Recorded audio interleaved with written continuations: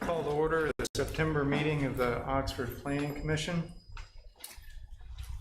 Commissioners, you have the agenda. Do we have any proposed changes or additions to the agenda from staff or from the commission? Hearing none, I'll entertain a motion on the agenda. Motion to approve the agenda. I have a motion. Is there a second? Second. All in favor? Aye. Any opposed? All right. The minutes have been posted. Are there any proposed changes to the minutes from the August meeting? All right. Hearing none, I'll entertain a motion to approve the minutes. Motion to approve the minutes. I have a motion. Is there a second? Second. All in favor? Aye. All right. Ben, do we have a staff report? Nothing other than an official report. All right. We have two cases to note that have been submitted for administrative approval, and both have been granted approval. Samuel's Construction filed a request for a variance from section 2.6.4 suburban residential for a side yard setback, and Lucas Lee filed a request for a special use in Woodlawn subdivision. On the consent agenda, we have 7 cases. Is there any request to remove any of the cases from the consent agenda? Or any discussion from the commission? All right, hearing none, I'll entertain a motion to approve the consent agenda. Motion to approve. I have a motion to approve. Do I have a second? Second. All in favor? Aye. All right. On to the public hearings. The first case for public hearing will be case number 2784. MFM Development LLC has filed a request for a zoning map amendment for property located at 2385 South Vermont Boulevard.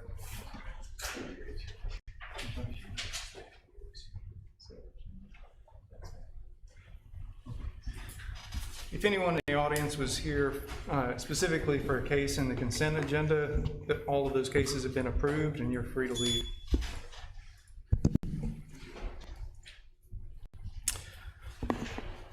All right, so before you is a rezoning request of approximately 4.6 acres. The property is currently zoned neighborhood residential, and the request is for suburban corridor district. At the time of the completion of the comprehensive plan and the comprehensive rezoning, a church was located on this site, and it's still at this site, and it's used in that capacity. It's staff's understanding that the congregation has reduced in size. While it is used as a church, this facility does also have a daycare, a gymnasium, and an area that was previously used as a seminary school, has a kitchen facilities, and things of that nature. The applicant is seeking the ability to allow commercial uses at this site. Surrounding uses include professional offices, mostly medical, residential to the south with Hooper Hill development, and institutional uses, mostly to the east. The property abutting to the north was granted a rezoning in 2019, and it's similar to this request. At that site, it previously had a church as well.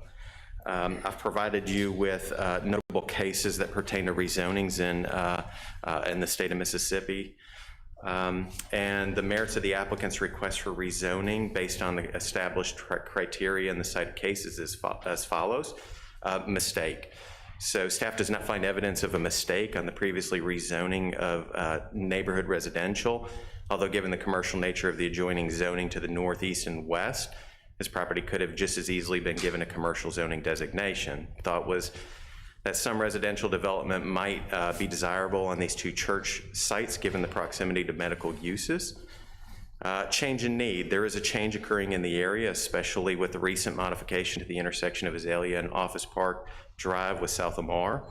The realignment introduced a traffic signal at this intersection. It was it has made it less complicated. Recently, a traffic signal was also introduced at Oxford Way and South Lamar intersection. Staff understanding that over the years, the church's congregation has steadily dwindled. Pandemic has created additional challenges for the church, but a facility this size is no longer needed. And given the ongoing desire for new medical and associated facilities and the limited vacant commercial zoning available in this area, there does seem to be some need for additional commercially zoned property. Staff recommends approval of the requested rezoning of this property from neighborhood residential to suburban corridor, equivalent to the properties adjoining it to the north and the east. The concentration of medical offices and associated use in the area, uses in this area, those are possibly the uses that could be proposed at this location amongst all the other uses within the suburban corridor district. But it could also provide an opportunity for other commercial and services to support those existing buildings in the area. There might also be possibility for a greater mixed-use development with upper floor residential uses, which might be very desirable for senior housing, given the proximity to the many medical facilities in this area of Oxford. Thank you, Ben. Are there any questions from the commission? I do know that the applicant is here and his engineer is here. Should you have any specific questions? Yeah, I have a question for the applicant. Is the applicant present? If you could come forward, please.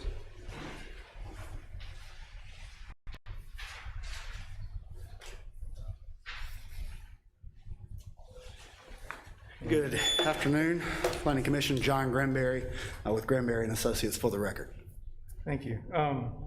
Is the plan, it wasn't clear to me, is the plan for the church to continue on site, or is the plan for the church to move entirely? No, the church is no longer operating at that location, and that's the whole reason what brought about the rezoning. And so, in essence, we've got a transitional property in terms of the zoning. It's right on the edge between the suburban corridor and neighborhood residential, and it's currently neighborhood residential because of previous use as a church, and also because of access regarding the infrastructure. The infrastructure's changed, and staff indicated that maybe there's more desire for commercial in that area than there was previously when the zoning occurred. Is all that correct? All right. Any other questions? Yeah, I've got a question. Just in looking at Ben's case law, it says, you know, and that there is a public need for rezoning. And that's an and. What is the public need for the rezoning?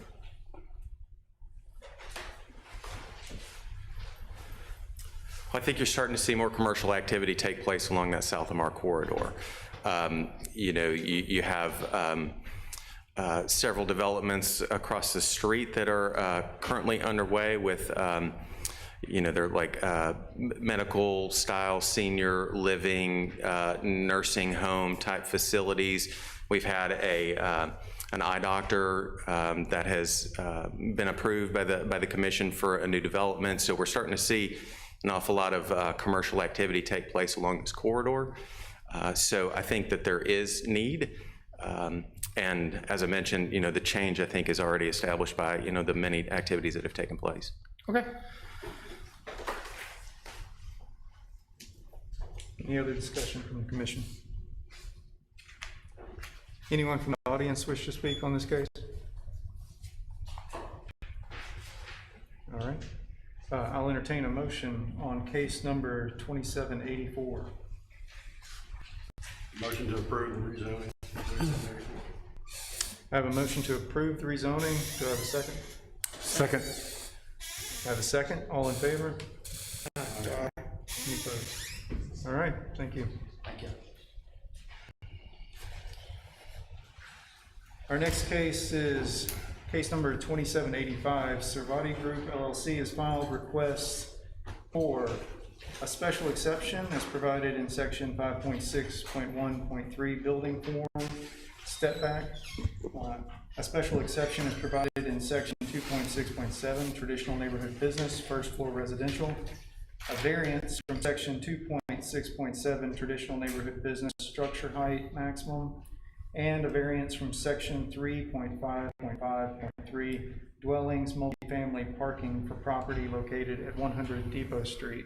Just a note to the commission, the way we'll handle this, it's one property with 4 different requests, so we're going to hear the case in its entirety, and we can do the discussion over all of those 4 requests, and then we'll vote on each of those individually.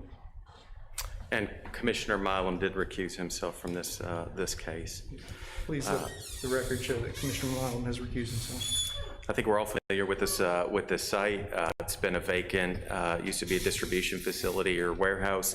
It's located on Depot Street. It's about half an acre. It's a little more than half an acre in size.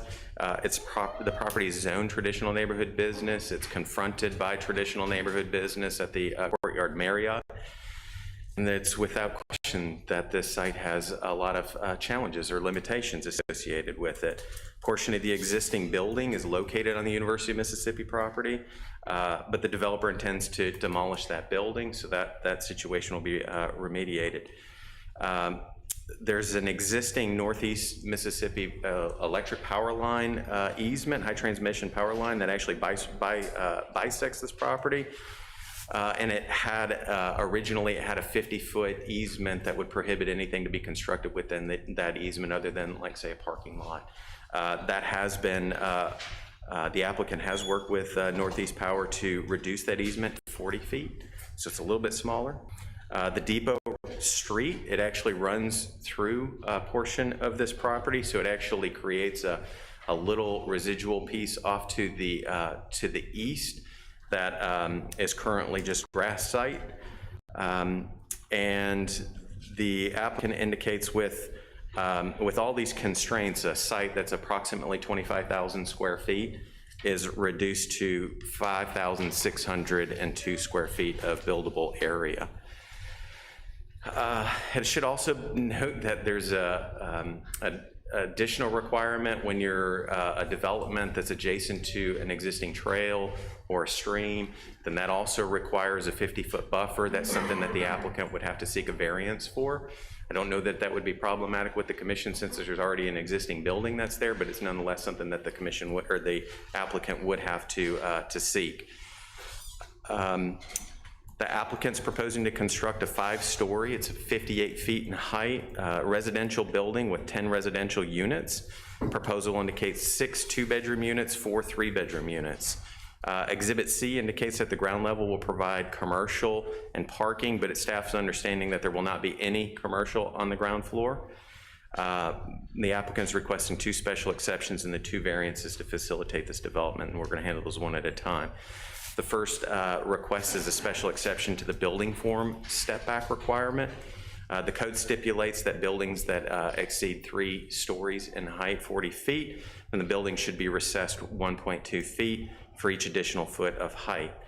The goal of this requirement is to create a human scale for the built environment with regards to the building height. And the applicant contends that in this instance, the step back requirement would further limit the development potential of this particular site. They believe that if the step back for the 4th and 5th floor were required per code, then it would eliminate an additional, actually it would eliminate 30% of the units of this project, and therefore it wouldn't be financially viable. Architect believes that they've made a conscious effort to achieve the spirit of the ordinance with the design, to create shadows and highlights throughout the building, and to have a breakup of the building's surface along the street. They have designed a 4-story glass-clad window to help break up the plane.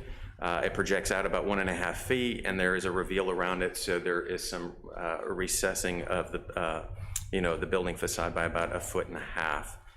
Each unit on the east facade will have a large recessed window. On the south and west facades, balconies will help break up the facades. The application notes that the ground floor and a large portion of the upper floor are recessed from the plane of the primary facade, and much of the unenclosed deck that exists is used for mechanical screening. The applicant believes that this design meets the spirit of the design standards of the Land Development Code, and that this building will serve as a transition building from the historic urban center to the university. And B, it's a special exception for first floor residential. This property is zoned traditional neighborhood business, and residential on upper floors is permitted by right. The owner of the site intends to construct a residential building with 0 commercial. The ground floor of this development will consist of parking mechanical elements for the building, and residentials are proposed on the remainder of the site. We did have early conversations with the developers and the architecture team, and there was initially planned for first floor and actually even second floor commercial, but then those elements were eventually removed. And I think initially it was restaurant services on the ground floor. There was a look at an outdoor patio out on the trail side. But because of the constraints on the site, it made it difficult for any other uses other than multifamily, according to the applicant. City has always protected its interest in having commercial interests in commercially zoned property. Vision 2037, as a reaction to the purpose-built student housing industry, sought ways to encourage multifamily housing to be closer to the commercial core instead of on the fringe areas of Oxford. And the spirit of the ordinance never did contemplate effectively rezoning a commercial property to residential, nor did it want to encourage elevated buildings without any commercial use on the ground floor to facilitate a multifamily residential development. In C, we have a variance for structure height maximum. Prior to Vision 2037 Land Development Code, developers were actually taking advantage of average grade plane to calculate building height due to the Oxford's hilly topography. So by using that method of calculation, it resulted in many taller buildings being constructed. And this was a concern expressed by many people during the vision planning process, and it resulted in a change in how we regulate height to both regulate it in terms of feet, but also in the quantity of floors. In the zoning district, a building can be constructed at 3 stories with a 40-foot height maximum, but an applicant could seek a special exception from the Planning Commission for a 4th story with a maximum of 50 feet. The applicant argues that due to the previously mentioned constraints on this site, that the development will not be financially viable without the ability to construct a 5th floor, approximately 60 feet, to allow for this density. And citing several buildings in the area, the applicant believes that the variance, if it were granted, that it would be in keeping with those buildings and not out of context for the site, and it would provide a terminal vista when you're leaving the square on Jackson Avenue. And lastly, there's a variance for multifamily parking. The development, as I mentioned, has 6 2-bedroom units and 4 3-bedroom units.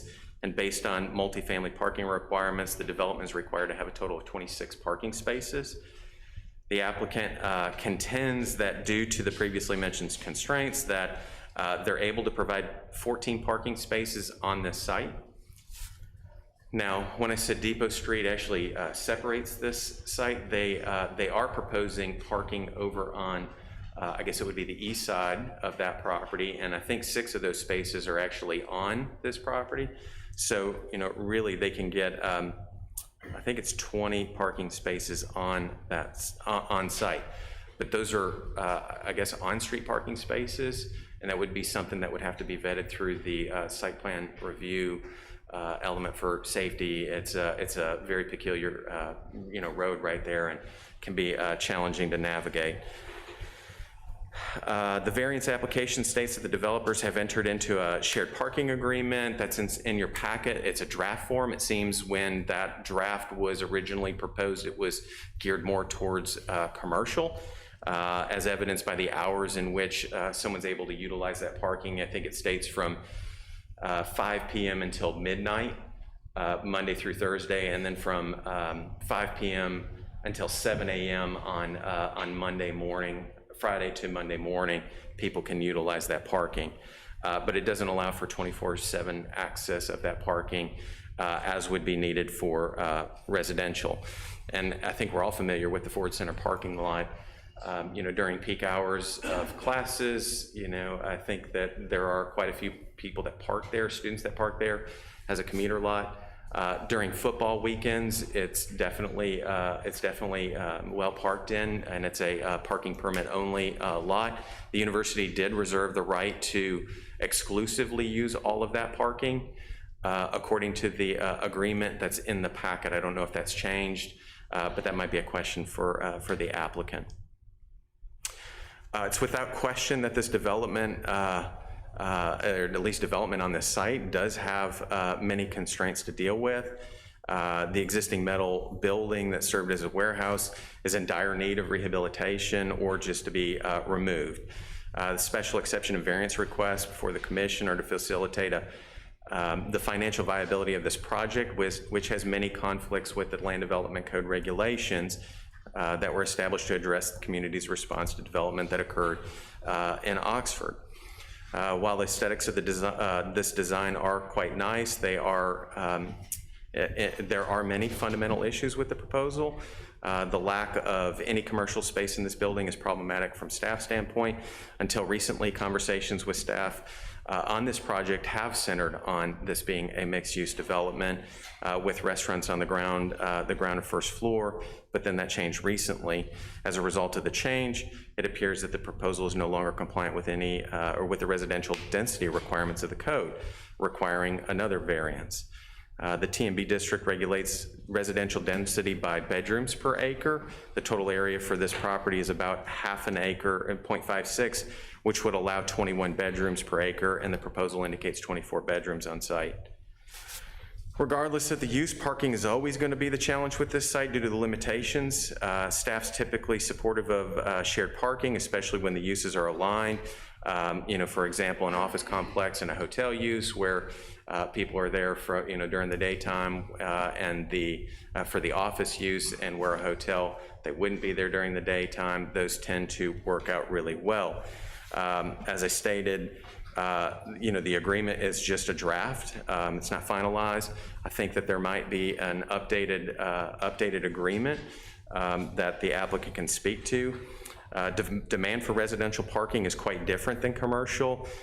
Because of the site's proximity to campus, it's probably likely that students will live at this location, and often students live at a residence and have multiple visitors at a given time, creating additional parking challenges for other residents.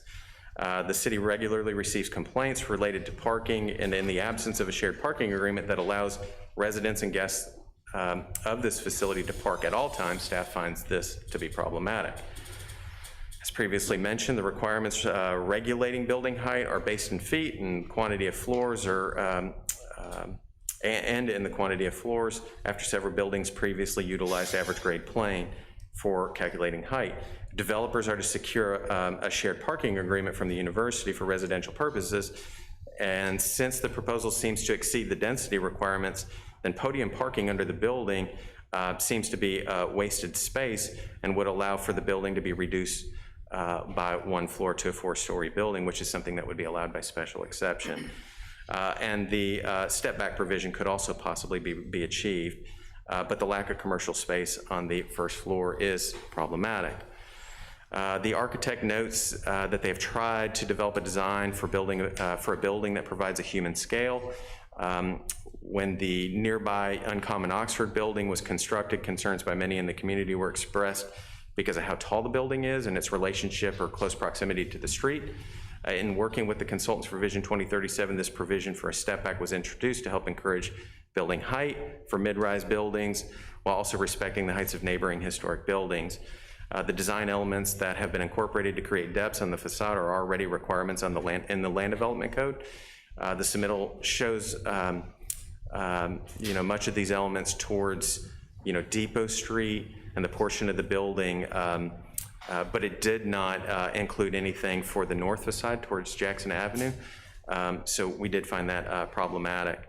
And it should also be noted that the topography, as we all drive by that, that portion of Jackson Avenue does go down as you approach the pedestrian bridge that's right there. And so when you're standing at that, or you're driving by that, this building's probably going to be, it's going to feel like it's more of, it's definitely going to be more than a 5-story building at that location. Site plan and fire department will ultimately dictate how they service fire from there, but staff's understanding that a staircase and the removal of several of those trees will be required to be able to fight a fire from the north end of the building, and the fire truck would be along Jackson Avenue. Again, that's something that we would have to get through as part of the site plan review phase, should this be approved. And staff commends the developer and the team of architects for their efforts on this proposal. It's a difficult site due to the constraints, but the development concept also seems to be creating constraints by trying to program more than the site can handle. And therefore, we recommend denial of all the requests for the stated reasons. Thank you, Ben. Is the applicant present? I feel like there will be discussion. Yeah. Please come forward. Please state your name for the record. Yeah, Sumner Abraham, and my partner Taylor Webb and I make up the Cervati group, and we're glad to be with you. We both live in Oxford and really do love the city. We both serve on commissions for the city, and like y'all are in want the best version of Oxford for it to be a vibrant community. When we purchased this property back in December of 2020, we went and met with Ben and his team, and we're really thankful for their time, and we've met with them pretty consistently over the last several months about how to make the best project possible. I can assure you that there's nobody that wanted a commercial space in there more than we did, and it was our full intention from the time that we purchased the property to have a restaurant-type commercial tenant in there, and we worked tirelessly with the university and with multiple different vendors to try to make that happen, and weren't able to. And there's nobody that's more disappointed about that than us, and so that's why we have applied for what we have applied for. This is a really tricky space, and we've tried to be thoughtful and provide it with appropriate contextualization for the surrounding area, and also for it to be sustainable in a building that actually is maybe even some sort of a trendsetter in terms of its environmental sustainability or some of the design elements, and we've tried to be really thoughtful in doing that. And we've hired Duval Decker, who's worked on a lot of complex projects with these types of constraints, and feel like that they've been a great partner. And would love for Roy Decker to kind of walk us through some of the, I guess, more context for why we have applied for what we applied for. Commissioners, my name is Roy Decker, Duval Decker Architects. Thank you for hearing our request for help. Ben did a great job characterizing the constraints on the site. They are considerable, and I do want to compliment Ben and his staff for really helping us work through the project and the site. They've been terrific and supportive and given us good counsel. And ultimately, we get to a point on a project where we've got our best efforts to make a great Oxford building, and a site that doesn't always agree, and a development code that has got great intentions and good instructions, and how do we get all those things to work? So, which brings us to our meeting today. I do want to tell you that from the start, our owners have challenged us to make a great Oxford building, a leading Oxford building, an environmentally mature building, a building that they would be proud of, that really would contribute to the character and quality of the community. And the site is tricky. And you can see it's located right at the seam between the university and the town, and right at the terminus of really the view from the square coming down Jackson Avenue. Go ahead. So it's surrounded by university property, and it's surrounded by buildings that are different than the square or other areas of the community. So we automatically had a challenge of how to make a great contextual building here and really fit in with the circumstances. Go ahead. I'm going to go really quickly. This is hard to see, but you can see that's the view from up. There you go. Thank you, Ben. We really thought of this building as an urban design intervention into the character of experience for all of Oxford residents. As you're coming down Jackson, you know, what are you looking at? What's the beautiful thing at the end of the terminus that you're seeing? So this was about character and quality, more so than just finance or pro forma. So, you know, we started to look at the size of what was visible, what wasn't visible, and really tried to see that as a kind of a gentle landmark, but also from in the building, being able to see back up the street and see the square and make a connection between the university and the square. Go ahead. So as you get closer, you get to that point where you can peel off into Depot Street or turn to go down on Jackson. So the building flanks to the south with much more warmer materials and tile, reflective tile and shadows. And we are really very much trying to follow the spirit of the development code in terms of character, quality, pedestrian and human scale. And it's really actually a 4-story building except for one residential unit, which is our landmark tower, and a roof. And the roof really is a habitable roof, but it's got a shade structure over it. So most of the 5th floor dimension is actually to the top of that roof. The residences are within the 4-story, except for that one. But again, we're trying to make a connection all the way up to Jackson Avenue. So the question about setback and height is really a good question and really a challenge for the project. The development code in 3 stories with a 1'2" setback for each foot of story really anticipates the kind of buildings that you might see at the square or square-like spaces. And we agree with that 100%. The question is, what's the context of this building? I mean, I think the development code intends to make a fabric of buildings that feel like they belong together. And it's really what we're trying to do here. The building is always seen in relation to these other buildings. Now, we agree the uncommon building is oppressive and too close to the street. No question about it, and it's too harsh. And we looked at the dimensions and the offsets and the heights. Obviously, uncommon is 55 stories, but it is only 15 feet off of the curb. The Marriott is 19 feet off the curb. And the north wall of our project is 26 feet off the curb. So we are back and behind a buffer of that slope. Now, Ben is absolutely right. The fire marshal was very strict and very clear about how to fight a fire from that side. So we would have to provide a stair for the firemen to get up that slope. And even though we might take some trees down, we fully intend to plant whole, more than we take down. So our building is only 43 feet in dimension. The uncommon building is 360 feet long. So we're very careful to try to make a thin building, even though we are that high, not be oppressive, but be something of a landmark at that corner. And to be in the context of the other buildings around it. Go ahead, Ben. So that's the view as you get closer. All the greenery to the right would actually be, would be park and trees. We haven't really developed it yet, but that's where we would replace trees and really try to make that point where it comes out between Depot Street and Jackson, much more of a green park-like space right there. So make a better intersection. Adding sidewalks, you can see them on the left, connecting the south side of the street to the site, and really making a buffer and making a much more settled building in a park-like setting at the edge of the university.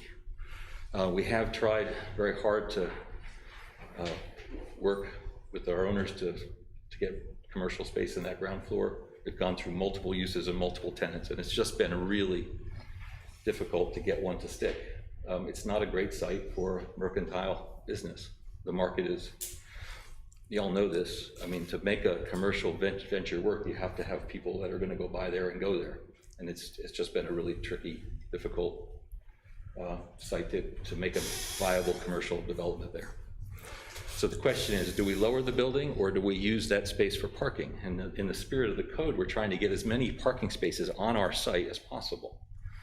So once we acknowledged that the commercial space wasn't viable, we really wanted to try to get as close to meeting the parking requirements as possible. Now, it is true we have 20 on our property, but those 6 that are in addition to the 6 that we have across the street, the university is committed to being exclusively for this building. So we do have a need and a requirement for 26 parking spaces, and we have 26 parking spaces. Now, we'll work with Ben and his team to make sure that the site plan requirements and the safety will all work, but we're trying to get as close to that development code as we can. Go ahead.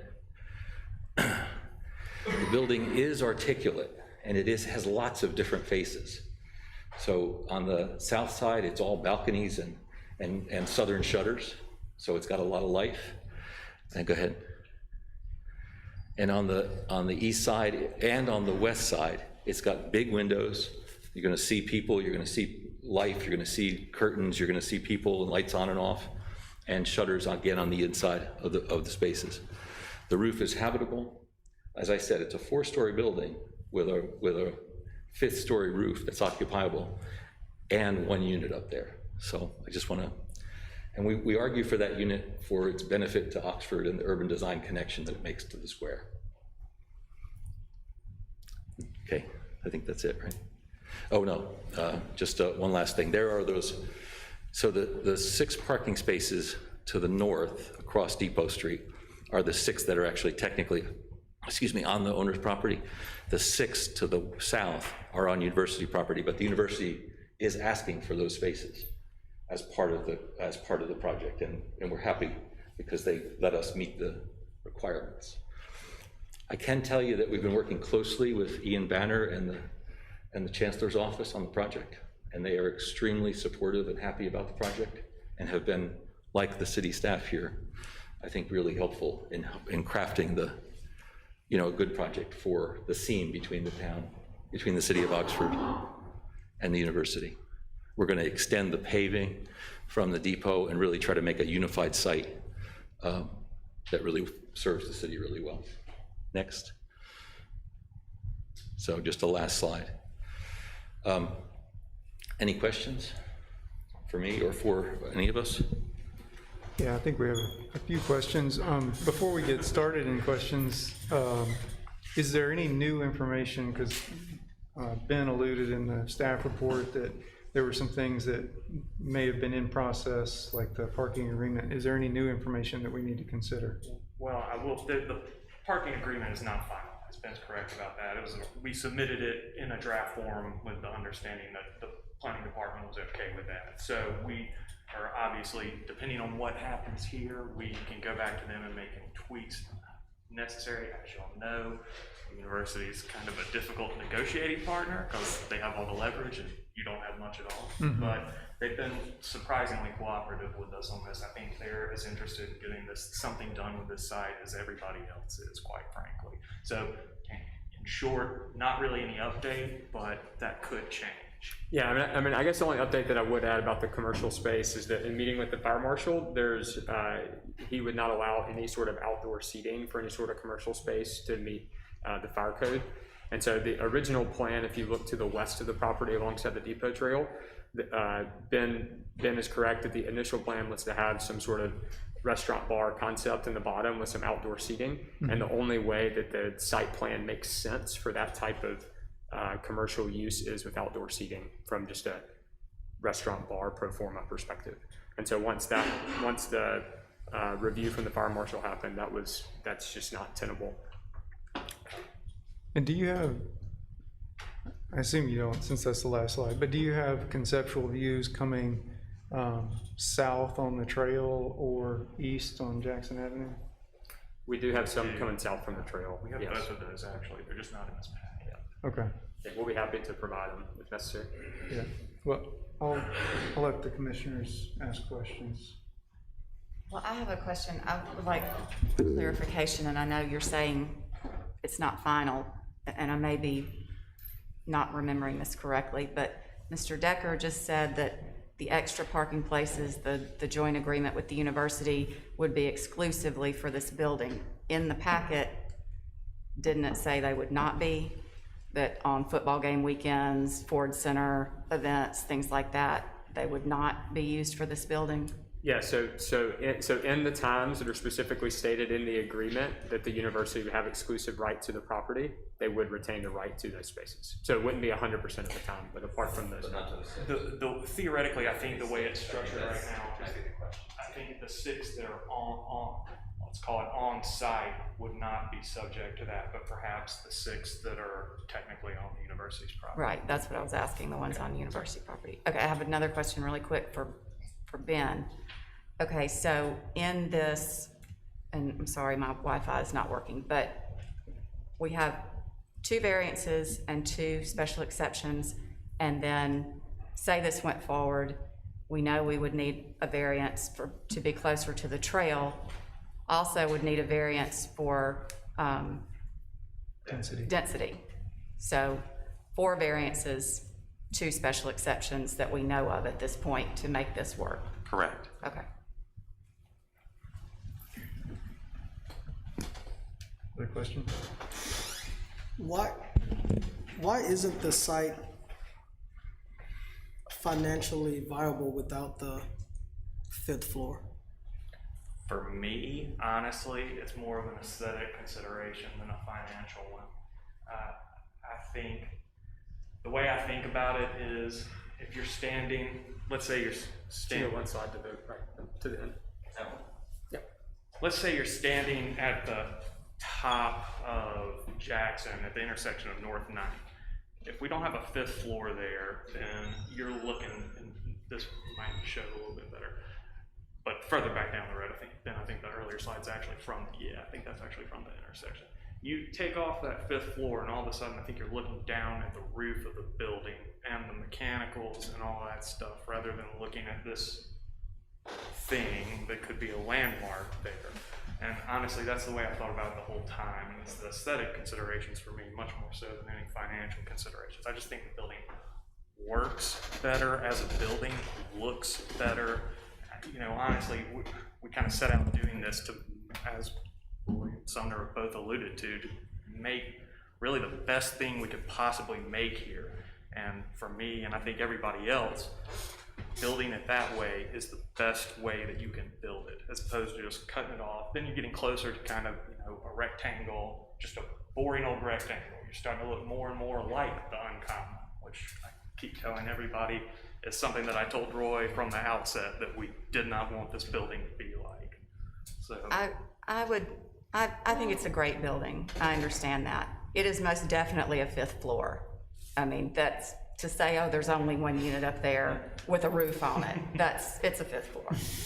I mean, come on.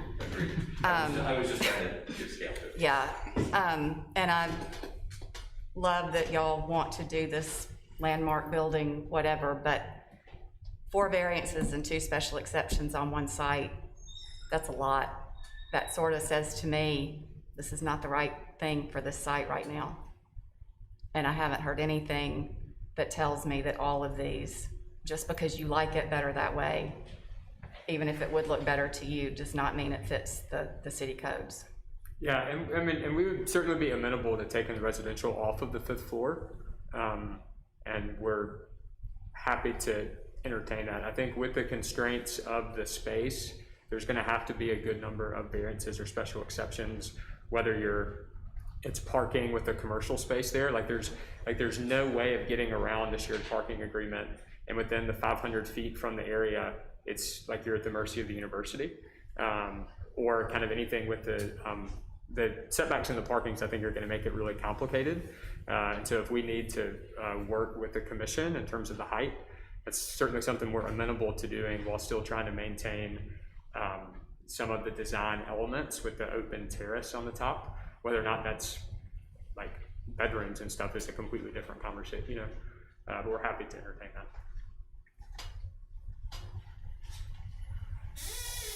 The parking's got me concerned a bunch too, and that the shared agreement with the university didn't seem like it's gonna work at all with all residential. It seemed like it may work if you had a restaurant there, but you people that live there need a place to park at night and on the weekend.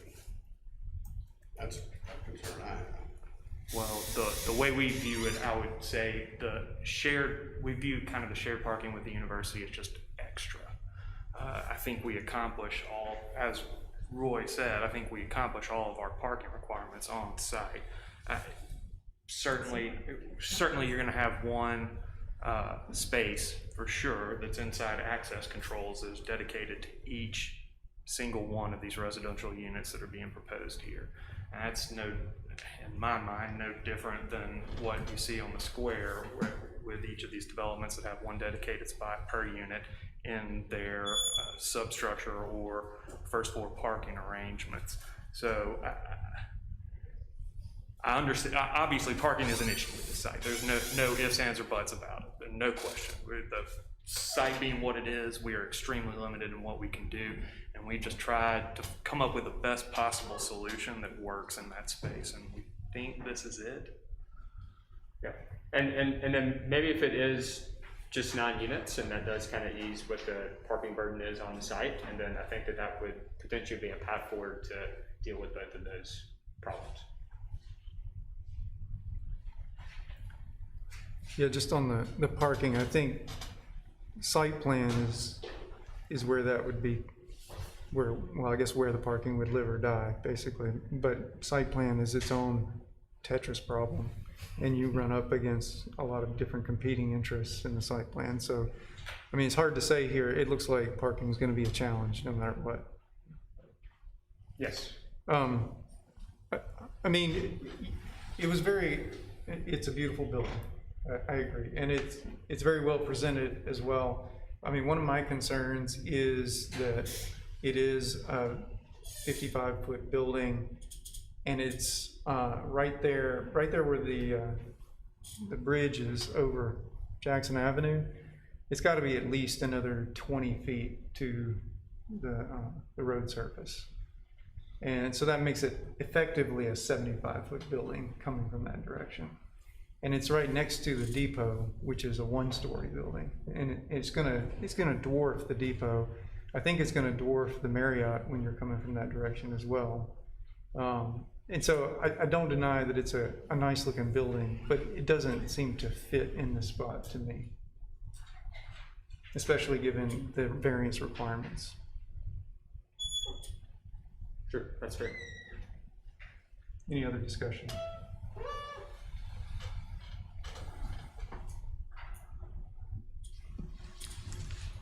Just for the record, and you mentioned the depot building, we did receive a letter that was distributed to each of the commissioners, also to the applicants, so they did receive that as well.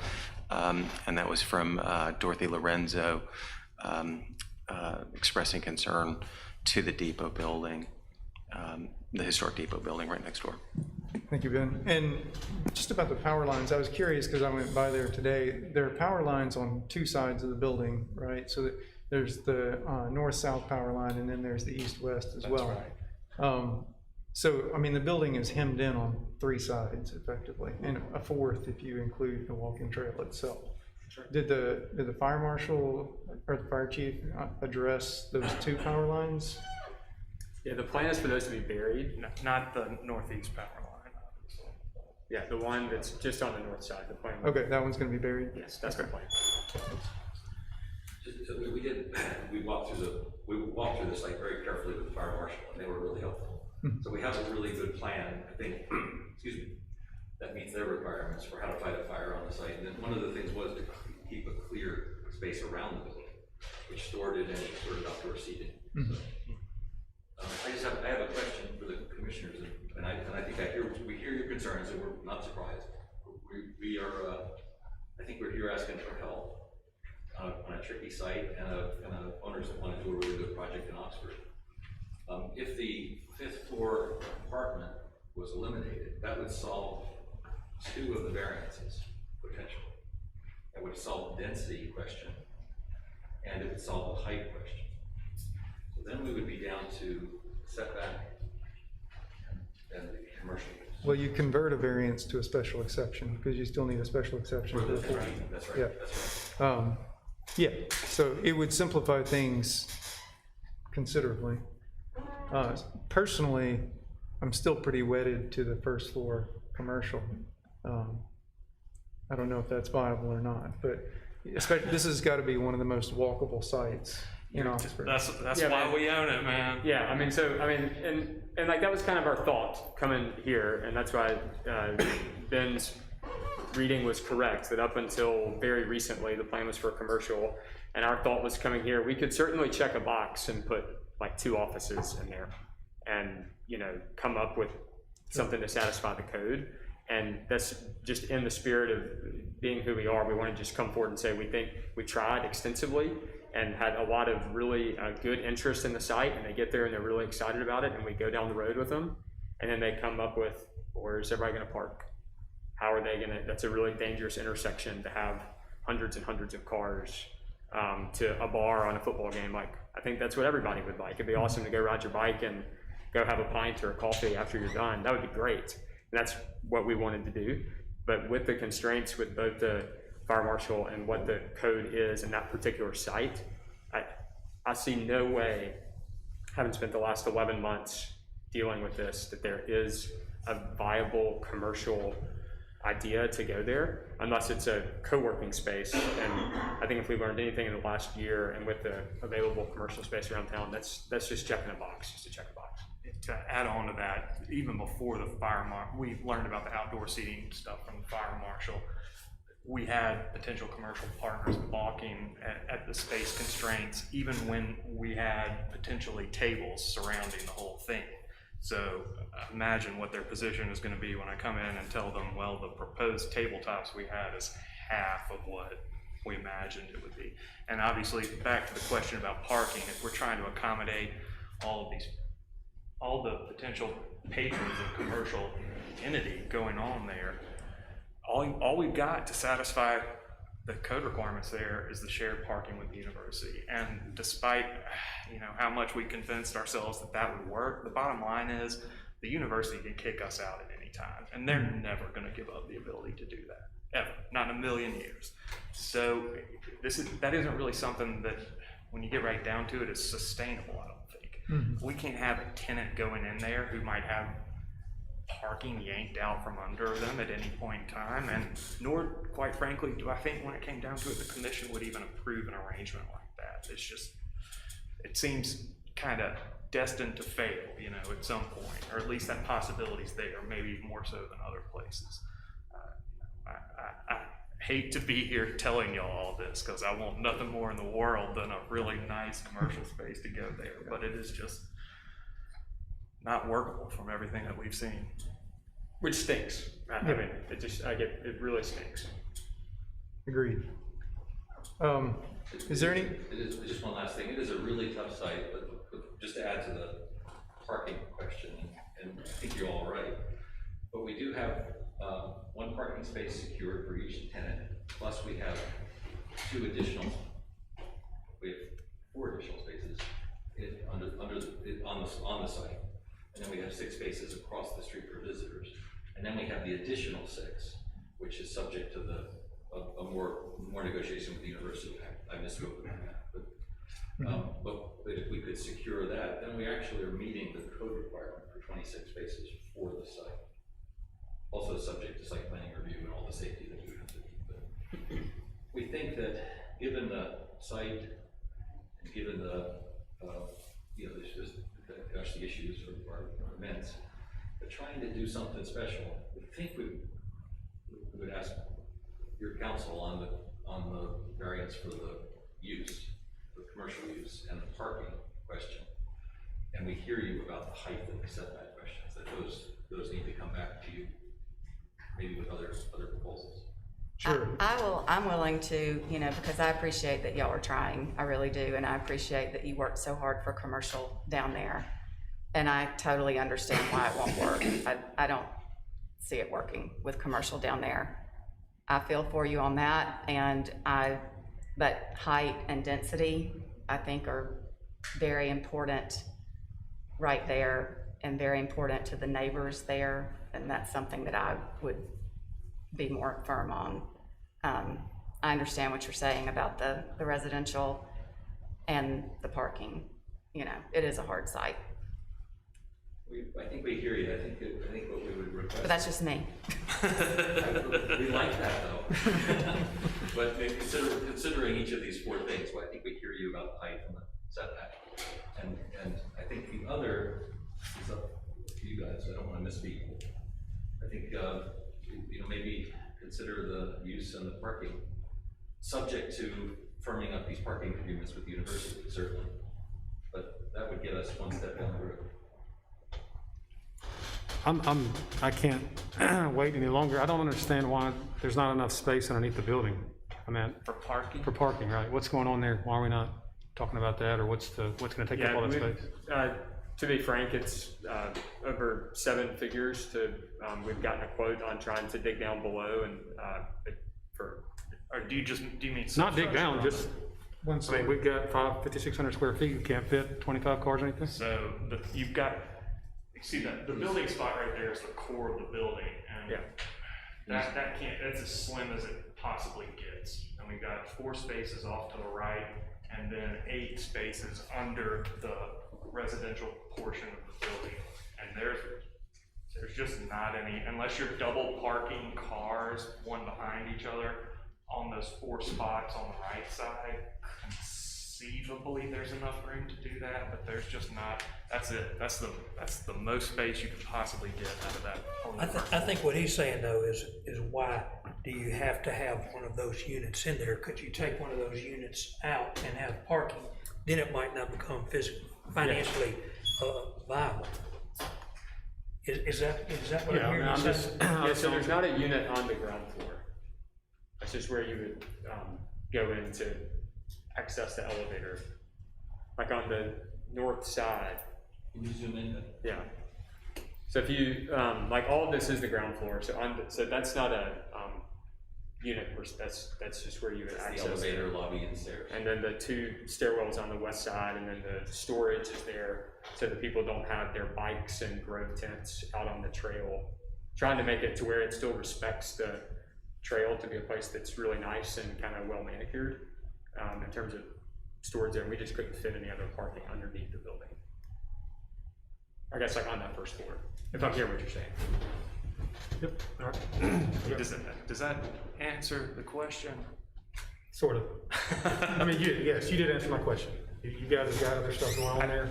I guess the short of it is you probably could eke out maybe a little bit more, but then you're kind of in like, looking like you're out in the yard of a house out in the county with a bunch of junk piled up in it or something like that. No offense to anybody who lives out in the county. Then I feel like you're shoving too much in one spot. Okay. Thank you.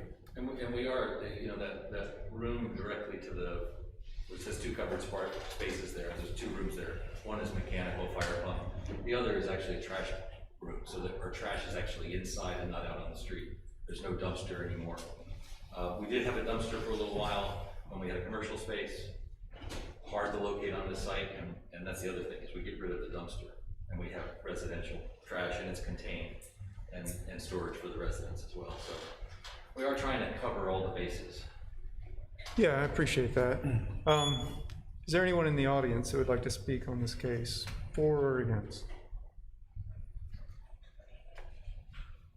No? Any final questions or comments from the commission? All right, hearing none, we'll go through each request and take a motion on each one. Do I have a motion on the special exception for building form step back? Motion to deny, building form step back. I have a motion to deny the step back special exception. Do I have a second? Second. There is a second. All in favor of denial?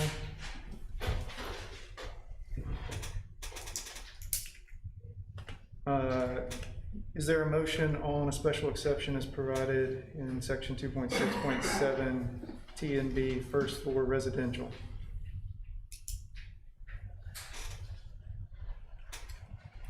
Motion to deny.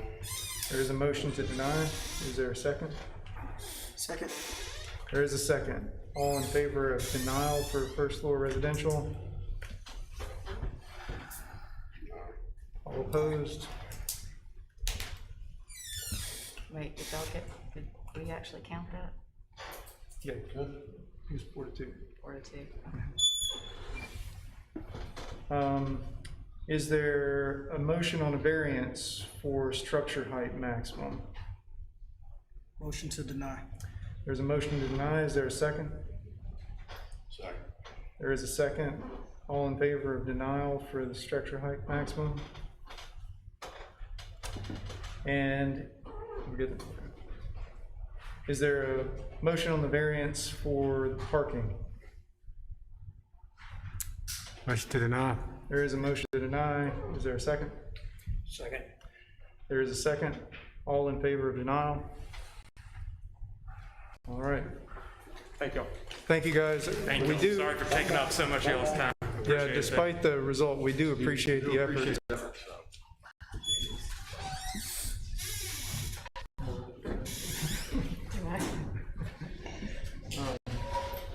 All right, our next case is Case 2786, MFM Development LLC has filed a request for final plat approval for Colonnade Crossing, Phase 1, for property located at Highway 30 and Barrington Drive. Gray? Yes, sir. Subject property is located on the north side of Highway 30, west of Highway 7, and is referred to as the Colonnade Crossing subdivision. The entire development measures approximately 88 acres. The zoning for this property is split, with the front third of the property being zoned traditional neighborhood business and the remaining 2/3 zoned suburban corridor. The applicant is requesting final plat approval for Colonnade Crossing subdivision Phase 1, a 10-lot commercial subdivision north of Highway 30 and west of the Oxford School District Administration Complex. This phase is zoned traditional neighborhood business. The applicant received preliminary plat approval for all phases of the Colonnade Crossing subdivision in June of 2020. The applicant originally requested final plat approval for Phase 1 in June 2020, but the final plat was withdrawn prior to the Mayor and Board of Aldermen meeting. Since June 2020, the phasing configuration has changed, but the construction documents regarding infrastructure submitted for the entire Colonnade Crossing development remain the same. A land swap also occurred between Francis Perkins Trust and the applicant. The trust parcels are 2 small parcels with frontage along Molly Bar Road in the far southeast corner of the property within this Phase 1. And the applicant did this to increase the usability of both properties. Phase 1 originally consisted of 3 lots and now consists of 10 lots that will cover 15.87 acres. And these commercial lots are considered the front lots, furthest south on the property and closest to Highway 30. Lot 1 of Phase 1 is the only lot that has currently received site plan approval. The applicant received approval for a convenience store and service station in January of this year. Subsequent developments for each lot within the different phases will require any additional necessary site plan reviews and subdivision plat approvals. The applicant provided a tree survey using a sample inventory after a consultation with staff in June of 2020. Significant grading work has taken place since the preliminary plat approval. Tree mitigation will not be necessary for the grading work performed according to the tree survey and mitigation calculations submitted in June of 2020. The trees on several large areas on the north side of the property will not be removed during the initial grading work for the preliminary plat. And in the future, development proposals will be required to mitigate any trees removed from those areas according to the tree mitigation requirements of the Land Development Code. The proposed plat meets all other departments of the site plan reviews approval as well. And then there's the engineering comments. 5 of the 7 conditions of approval relate to engineering, and I'll brief those comments. Related to water and sewer, since the approval of the preliminary plat, the applicant is still working with engineering staff on the water models and the results for the usage. Staff needs to know that before water service can be guaranteed. Related to traffic and access to the subdivision were discussed as part of the preliminary plat and contingent on MDOT approval. Since that time, the MDOT has stated that the construction of all improvements will be required in order to access the site at the former Oxford Elementary School Drive. The owner, developer, and engineer have been in communication with MDOT regarding the required improvements, and they've submitted conceptual plans for roundabouts that are still under review. There will be no direct access to Highway 30. All access will come from approved city streets within this development. The traffic impact study dated December 22 provides a clear statement that no improvements are required to construct the lone gas station that was previously approved earlier this year, but additional site plans will be evaluated individually and as part of the whole development for traffic. Related to stormwater management, the development proposes to manage stormwater through a large detention pond in the northeast corner of the property. The stormwater management facilities of this subdivision shall be owned and maintained by the owners association and by the property owners of the lots. Due to its size and proximity to Highway 7, this pond will require review and approval by the Mississippi Department of Environmental Quality. Staff has approved the technical design of this stormwater management plan, but with it being such a large site with many phases, final approval and certification of stormwater management will not occur until the final phase.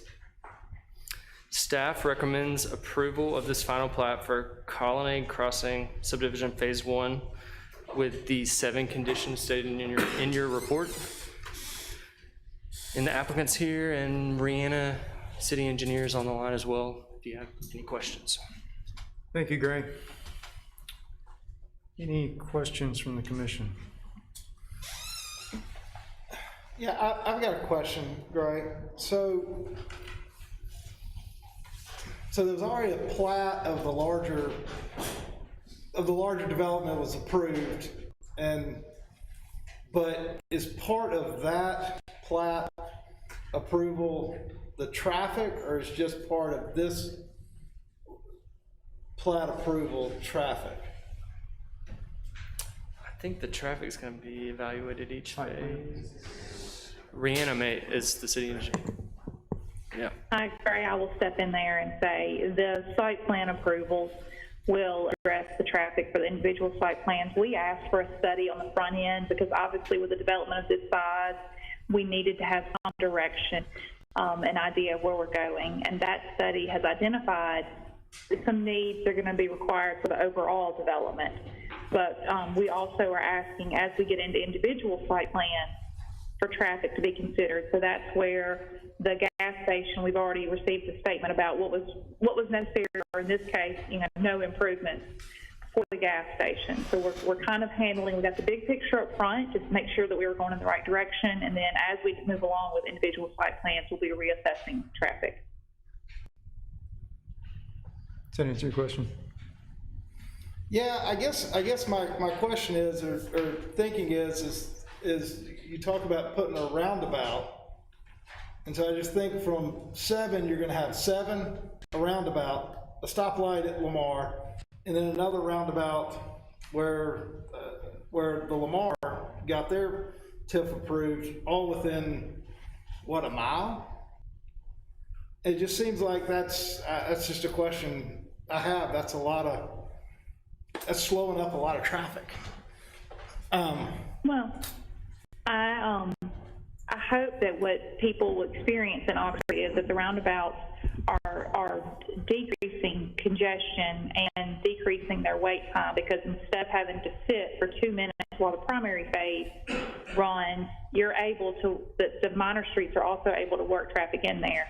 And, we do see some backup on our large intersection, South Lamar, at peak periods, but for the most part, roundabouts are much more efficient than a street light and provide much lower maintenance for the city long term. But the best example is one I steal from Bart, in that, when I pull up to a red light at, 8 o'clock at night, and I'm just sitting there waiting for it to recognize me and then interrupt that traffic on the main street, well, that's a minute and a half or 30 seconds or however long it is. So I wouldn't have to wait at a roundabout.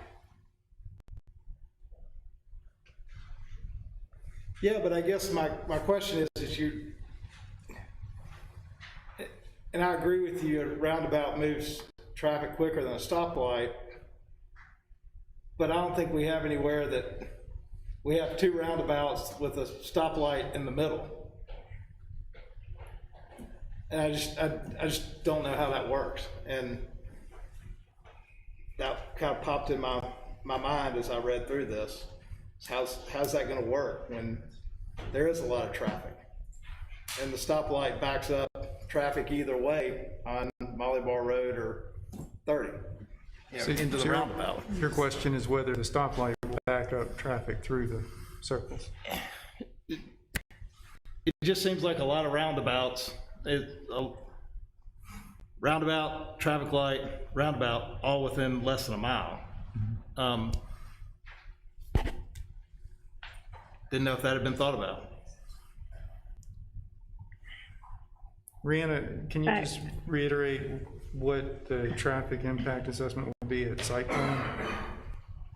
So when we get into the individual site plans, we will be looking at traffic impact. So when they come in and they say, okay, we're going to have this office building that's going to have, you know, this many square feet of office space, or this much retail, or whatever their site plans are, at that point, we're going to be looking for the traffic, the individual impacts, just as kind of like when we built out, when Oxford Commons was built out, there were a big picture of where you were going, but also as you were moving along, you had these measures in place along the way, so that as the traffic was building, you were providing the need at that point. And those traffic impact studies have to extend to some boundaries outside of the development itself. How far out? I mean, do you look as far away as the light at North Lamar for that kind of thing? I'm going to say yes. This traffic study actually went all the way to the other side of Highway 30, Okay. to the other side of Highway 7, to the other side of the ramps. So it's looking at it. And I'm not concerned about that stoplight in the middle of these two roundabouts.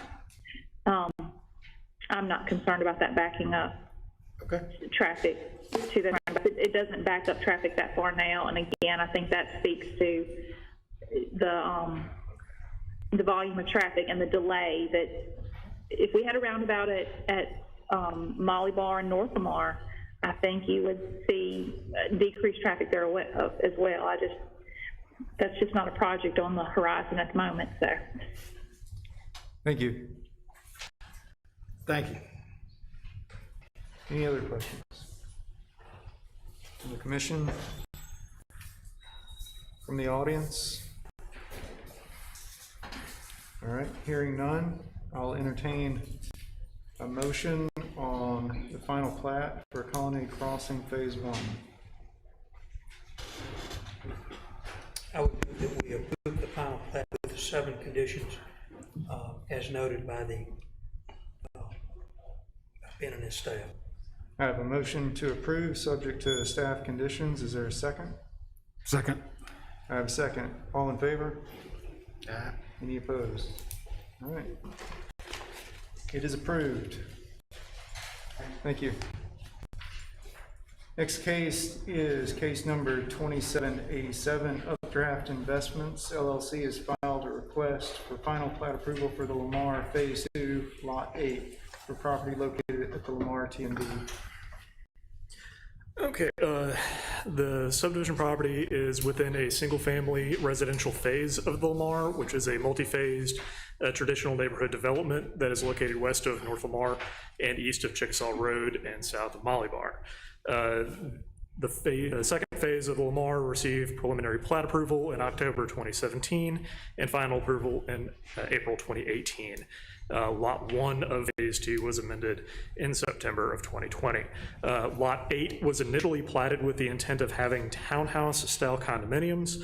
The applicant is returning with a concept for 14 small houses, detached residential on fee simple lots. Each of the lots will load from the 2 private alleys to the north and south of the lots. These alleys will require naming for the purposes of addressing and E911 purposes. The applicant has indicated that they will be constructing garages for each of these units that will provide 2 parking spaces in the garage. This site has already been mass graded, and this phase did not require tree mitigation.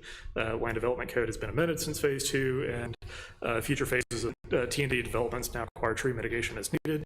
The landscape plan remains the same from previous iterations of Phase 2 for frontage trees, and these frontage trees will be required to be on private property and not within the city right-of-way. Engineering has provided several comments related to this, including that there is great concern about how utilities are going to be provided to these lots and how the easements for those utilities will be.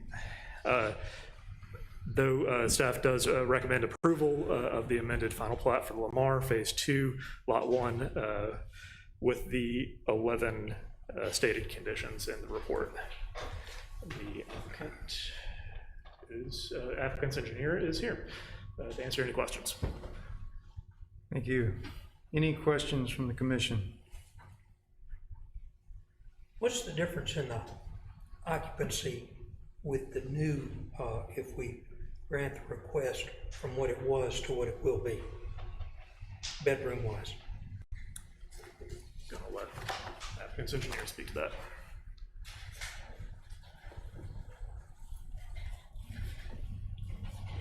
I'm Shane Cardwell. I'm with Precision Engineering. I'm the engineer for the project. Initially, when Phase 2 was approved, this area was set up to have 15 attached townhomes. I think the homes that are proposed for, that's associated with this plat amendment are slightly smaller than the attached townhomes that we previously got approved. I think these are all set up to be 2-bedroom units, each of the 14. So actually going down a unit then? Yes, down a unit. Yes, sir. In the original, wasn't there parking, is there still parking on each site? Yes. Each home has its own We will parking provide 2 still? parking spaces for each unit, yes, for each lot. And originally, there was sort of a courtyard, shared courtyard, something going down in between. That's correct. There will still be that space in between. It won't be part of a common area as originally approved. but It'll there just will be sort of yard to yard. Yes, so the rear of the homes will be the part that faces the alley, and then the front of the homes will kind of face each other, that space in between. It just seemed like from going through the information that the water department was gonna have, not issues, but questions as to how all the utilities were going through there, through the front, is my understanding. Is that correct? I think one of the primary concerns Rihanna had was about the sewer. The sewer runs between the homes where the former courtyard used to be. The water is along each of the alleys. I think her primary concern had to do with the sewer and the fact that she was going to indicate it to be a private sewer main rather than publicly owned and maintained by the city. So one of those will be on the back of each side? Each service. The north and south alleys? The water will be on each of the north and south alleys. Right. That's where the water service will occur. The sewer services will be in the front of the homes where they're kind of facing each other, where the former courtyard used to be. And that sewer is already in place. It was designed that way for the original townhomes.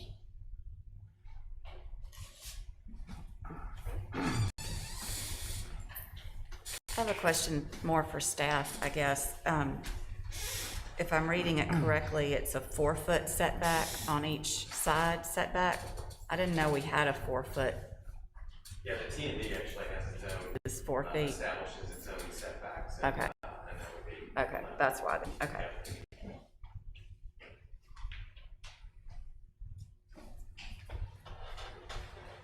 Anyone else? No. Okay. Any comment or questions from the audience? All right. Hearing none, I'll entertain a motion on case number 2787, final plat approval for the Lamar Phase 2, Lot 8. I move to approve. I have a motion to approve. Is that subject to staff conditions? Yes. Subject to staff conditions. Is there a second? Second. There's a second. All in favor of approval? Aye. Any opposed? Passes. Thank you. The next case is case number 2788. Lloyd Robert Wade has filed a request for a special exception as provided in section 3.8.6.2 recreational uses, commercial indoor and outdoor districts allowed for property located at Ed Perry Boulevard. So the property measures about 34.5 acres and it's located east of Ed Perry Boulevard. Property is in the Oxford Commons PUD. The underlying zoning district is Suburban Corridor and Suburban Center. Property proposes several multi-use outdoor sports fields to accommodate baseball, softball, soccer, and other sporting activities. Approximately 106,000 square foot multi-purpose indoor sports facility is also proposed. and it will provide indoor basketball and volleyball courts. I think there might even be another, I don't know if it's football or something, but there's planned activities inside that building for sports. And then there's another approximately 25,000 square foot building that's planned for a future phase, according to staff. There's a variety of other supportive uses on this plan, batting cages, maintenance buildings, seating areas, etc. The additional standards for indoor recreational facilities require that any indoor building should be soundproof to ensure that sound's not audible outside of those walls of the building. Because this particular site is in close proximity to residential areas, recreational uses that create noise and use night light shall close by 10 p.m. If this request is approved, the other elements of the proposal, such as parking, landscaping, building materials, stormwater management, will all go through a site plan review process. I do want to note that that 10 p.m. requirement, the code says it's an either or. So either this use is located at least 3,000, I think it's 3,000 feet from residential areas, or you agree to stop all activities by 10 p.m. Okay, I think it's an important distinction to make given the proximity to residential here.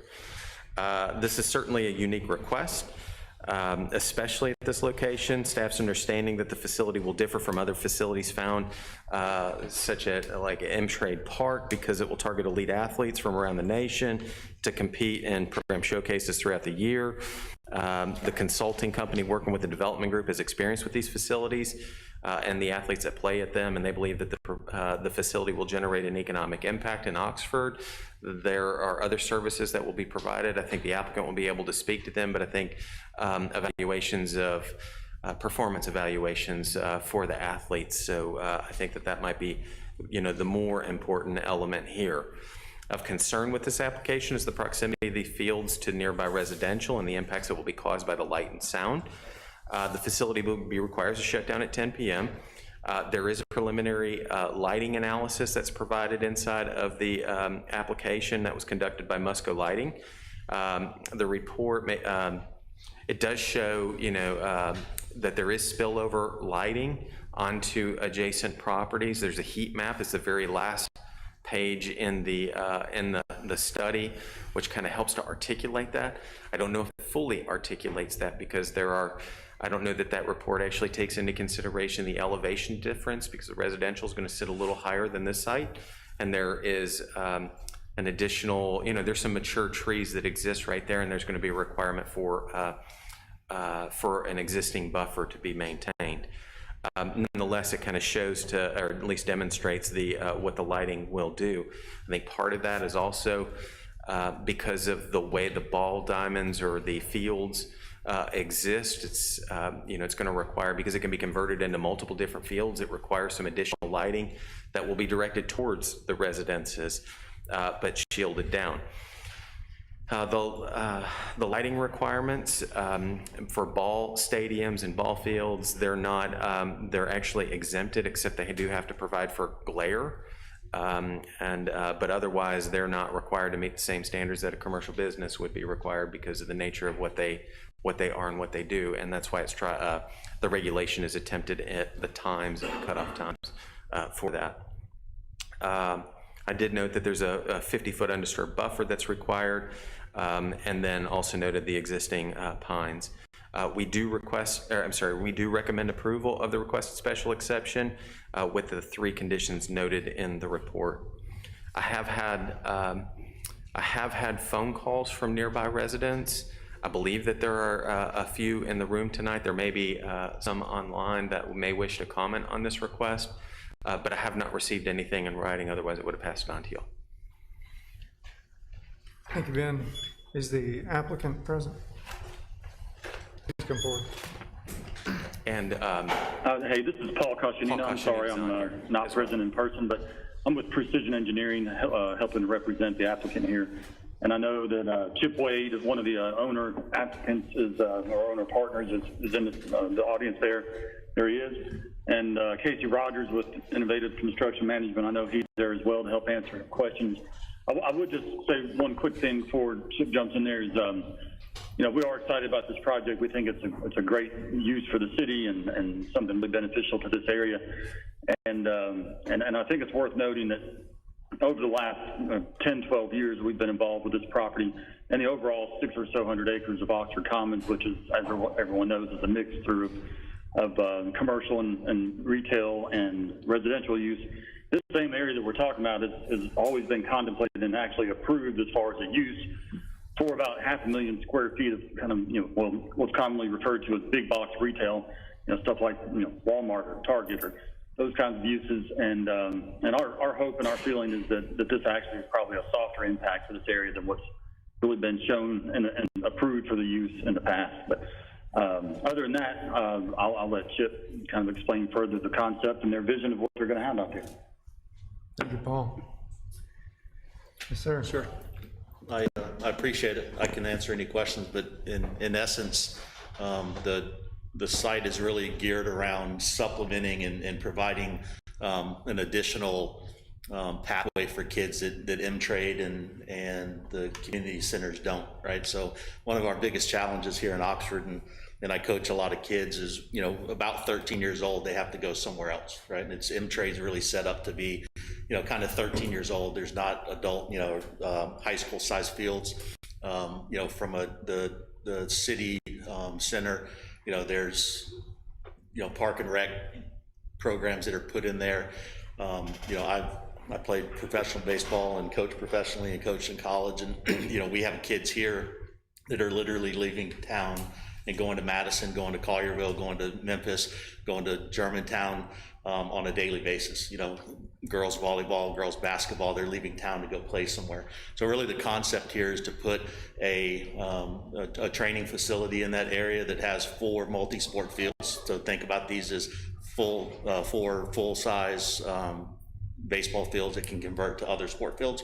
And then the building has 6 to 8 basketball courts that can convert to volleyball. And then there's a training piece of this as well that is a multi-sport. Think about it as a mini IPF. And so the idea here is being able to bring in the elite level and the you know, high school age tournaments and high school age training that most of the guys are leaving town for now, right? It's actually a kind of a benefit for what FNC does or M-Trade does. Up until about 13, we're really focused on taking from that 13-year-old through the high school age group into college and professional athletes, and bring them in here in addition to tournaments. We, you know, did an economic impact study at year 1, about $33 million of economic impact that comes to the city, brings in tournaments and training, about 45 weekends a year that's not currently being here. So. Thank you, sir. Well, I'll say this is not one that we see every day, so bear with us on this one. No worries. I guess one note just to the rest of the commission to take note that we are looking at a special exception just for the use. There will be, if it's approved, there'll be a site plan at some point in the future, but right now we're just looking at whether this is an appropriate spot for this use.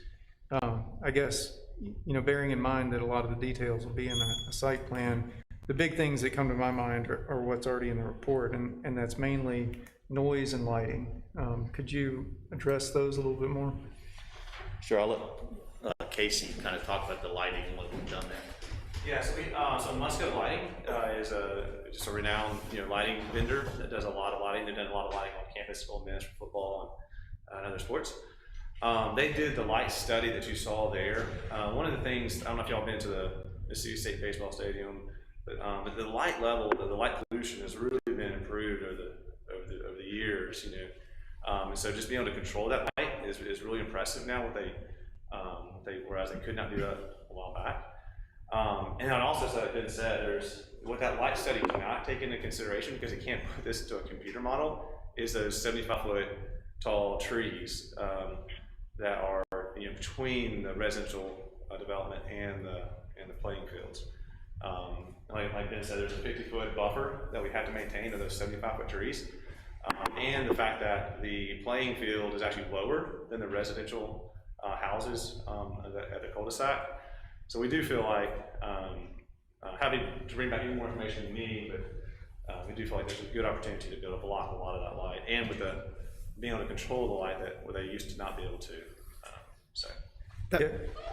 No, that's a question that I kind of have for Ben, but that 50-foot buffer is on this property. Y'all have to maintain it and keep that 50-foot buffer in perpetuity? Is that Yes, right? Okay. correct. Yeah, anytime that commercial abuts residential, then there's a requirement for a 50-foot buffer. And that's an undisturbed buffer, and it also requires planting. So the fact that there are existing trees there, and I think one of the documents shows that there's grading actually within close proximity to that property line, that grading would not be able to take place. Okay. So it would have to be, undisturbed 50-foot buffer. Casey, a question that I've been asked, and maybe y'all can address from an operations standpoint, is, there's a 10 p.m. cutoff for lights if, this use is approved. What happens in the instances where we have rain-delayed games and things like that? What are y'all going to do to accommodate, make sure that it shuts off, and are you going to take that into consideration in those instances? And who manages that from the operation side? Yeah, so again, we'd have to take that into consideration when the program determines and program the fields. So one of our partners in the endeavor is 3 Step Sports, who's they manage 92 facilities around the country. They own multiple hundreds of youth sports organizations, and so they program this, nationally. So again, from a programming standpoint, that would just have to be something that we built into the scheduling of the tournaments, just, probably like they do it in trade and elsewhere. I don't know for sure, but I would suspect there'd be a favorable response from the parents to have that 10 p.m. cutoff. But and for the most part, if you think about, so the events that we're talking about, and my kids play it in trade, so it's, for the most part, that last game is usually an 8 o'clock game, and there's 2-hour time limits. So there's very few, short of rain delays or something like that, there's very few times that we extend past 10 o'clock anyhow. The noise question that you had, I think one of the things to keep in mind here, these are tournaments and these are large events, but really when you get into the older age groups, there's not as many crazy parents that you think that are yelling and screaming. So the noise levels surprisingly are far less than you have it in trade or anywhere else. Really, because the athletes that are training there usually are training on a developmental standpoint and being seen by college coaches and scouts and things like that. So there's far less noise than you'd ever have in a youth sports facility. The other part is the indoor building.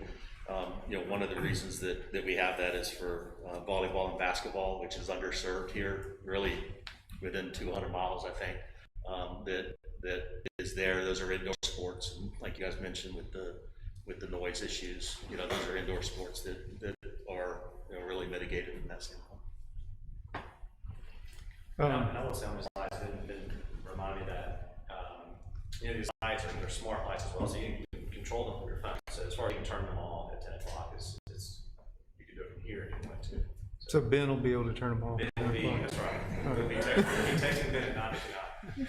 He is signed off for that. Believe me, I won't be texting by you. Well, so back on the lighting, you provided this figure at the end of the report.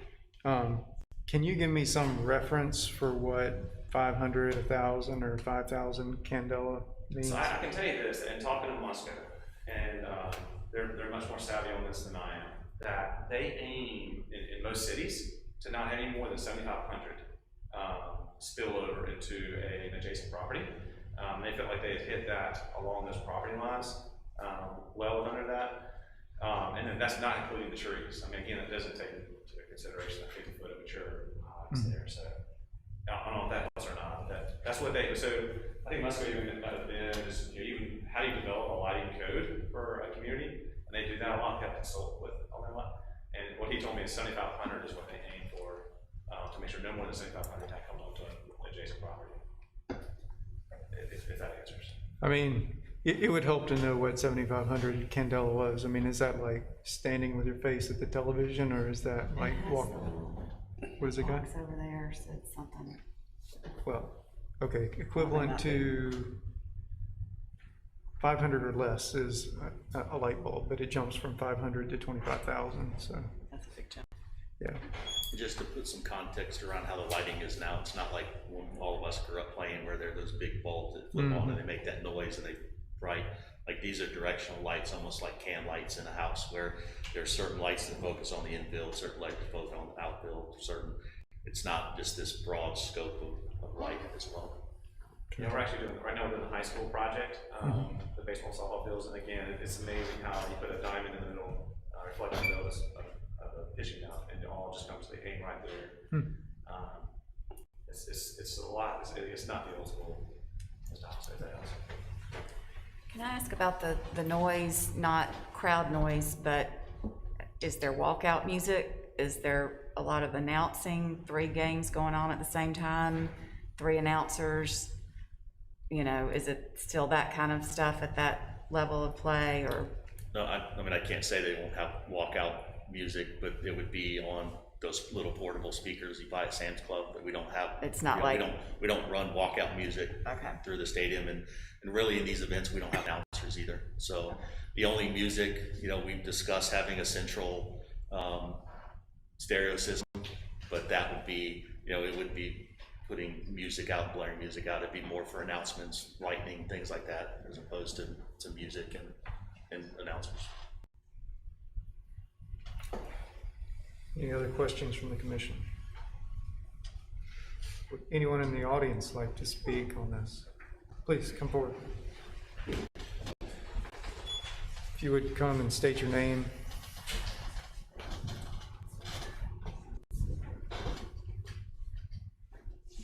I'm Jennifer Samuels, and I'm a neighboring property. And I think a lot of what was being addressed focused on Oxford Commons residents, but we actually live on a county road that immediately backs up to this proposed ball field. So I have 3 major concerns I'll address. One would be drainage.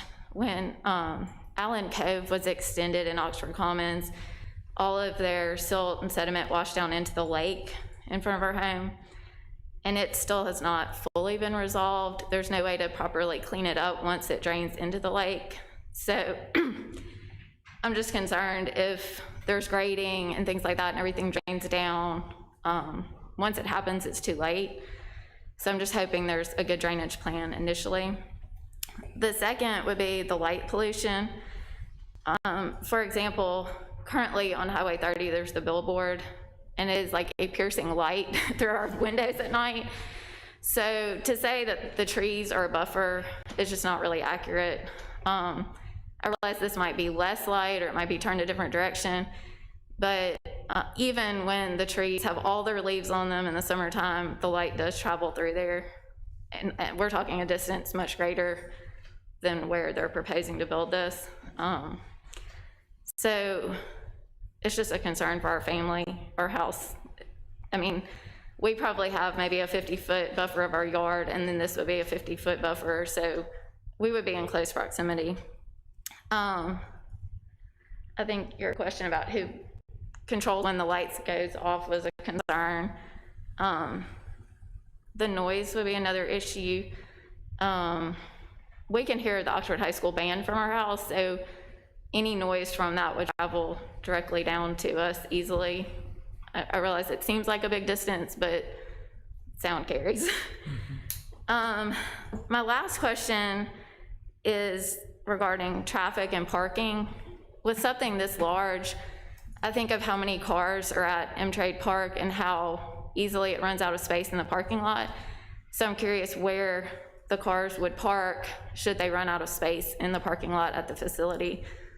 There just doesn't seem to be any place for overflow parking. And also, having that many vehicles on Ed Perry, how would that impact the area? I think of the police presence necessary at 5 p.m. going to soccer games, out to M-Trade. So I'm just curious how that would change the area. So those are my main concerns. So let me address one first. On the drainage issue, did that occur during construction, or was it something that was ongoing after everything was built out? So It was when Allen Cove was extended for the final part of the cul-de-sac.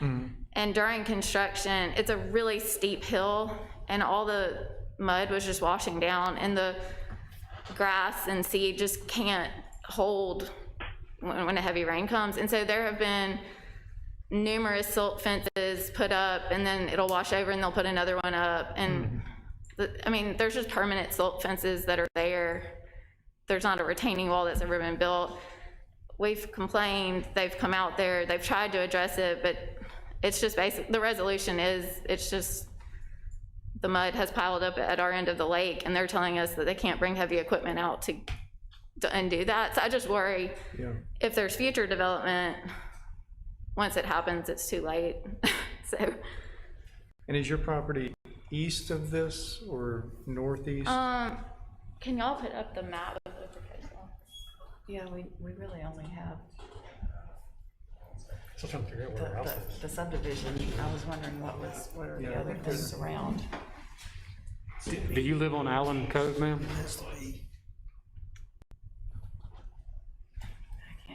Ma'am, is your house on Allen Cove? Oh, sorry, we are on County Road 2015. Our house was not actually on there. Okay. Yeah, that's what I was gonna ask, Ben, do we have anything that has other property owners, not just in the subdivision? Our house is on 2 there? years old, and so it just wasn't on that map, but I can find out the location. Ben, if you go to that aerial photograph in the submittal, you should be able to see it from there. Here's the Samuels. So that's us, and then,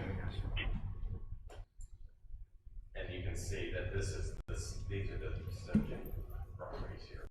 Okay. Oh, they can't run up against it. And so when you compare it to the proposal, so you can see Jennifer's property would be about where that key is, where the scale. That's the property line, so that's where their property would be. Oh, yeah, here you go, sorry. So this is Here's the lake. so we're right in between the lake and the, and Like in Highway 30? we're in between the shaded area where the development is and that lake. David, you can see right here. Okay. so I think, I'm not positive here, so Paul, speak up, but I think that the drainage is towards these ball fields from your property. You're downhill from Allen Cove, but I think the ball fields are further downhill. So I don't expect drainage issues, I don't think, but we'll be sure to. It's just between that and the gas station that's been approved up there. In the past, like where Highway 30 collision is, when that was cleared, all the sediment washed down. So between all of those things and all those trees being taken down, I just want to express my concerns up front, so that way there's a plan. Yeah, I appreciate that. Yeah, and I can speak to some of that. This is Paul Cushing, and we did work with Jennifer and her husband Josh on concerns and problems they definitely had when that Allen Cove was being extended. The contract definitely had some challenges. They were trying to contain that erosion. So you're right, JR. This is going to be we're going to be grading this so in a way that the drainage is all going to the west, and trying to minimize any surface flow that's going to the east toward Jennifer's property. And I think Mark, who works for the city, lives to the east over there. A couple other folks around that pond. So we're going to be very sensitive about that. Really have a lot more, I guess, upfront discussions with whoever contractor it is that does this site to make sure we've got plans that will hopefully be more effective than what happened on Allen Cove construction. But and also we have a significantly more buffer between the area that will be disturbed and the property line at Samuel's home there. That significantly more than what we had at Allen Cove. So we've got several things working in our favor here, and to help us kind of minimize and then try to really eliminate as much of those kinds of issues as possible. Hey, Paul, while we're talking about drainage real quick, on the grading plan that was submitted, it shows in, I guess, the northwest corner, it shows a parking lot over what looks like a couple of detention ponds or retention ponds just south of Tractor Supply. Right. Is that part of the plan, or? It is. So those ponds that were approved and built as part of the Tractor Supply project that was recently opened, those ponds were always intended to be temporary. The intent here, and it will likely occur, it will occur on the far southern end of this site. And again, this will all be addressed during the site plan approval process.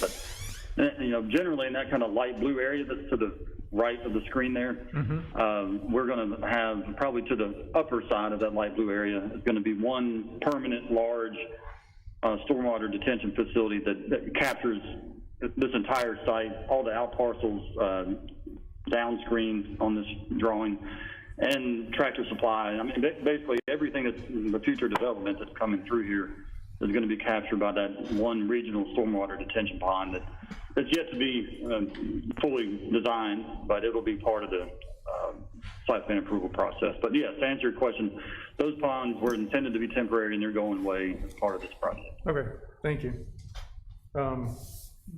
Ben, would you or Rihanna address the traffic and parking? Sure.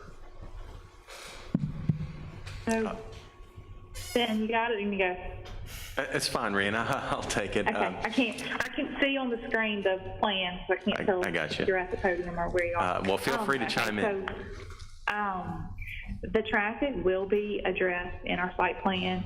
We have looked at it just in the initial conversations, and there's going to be less traffic generated from this than there will be from the boxes that could be there. So just quick numbers.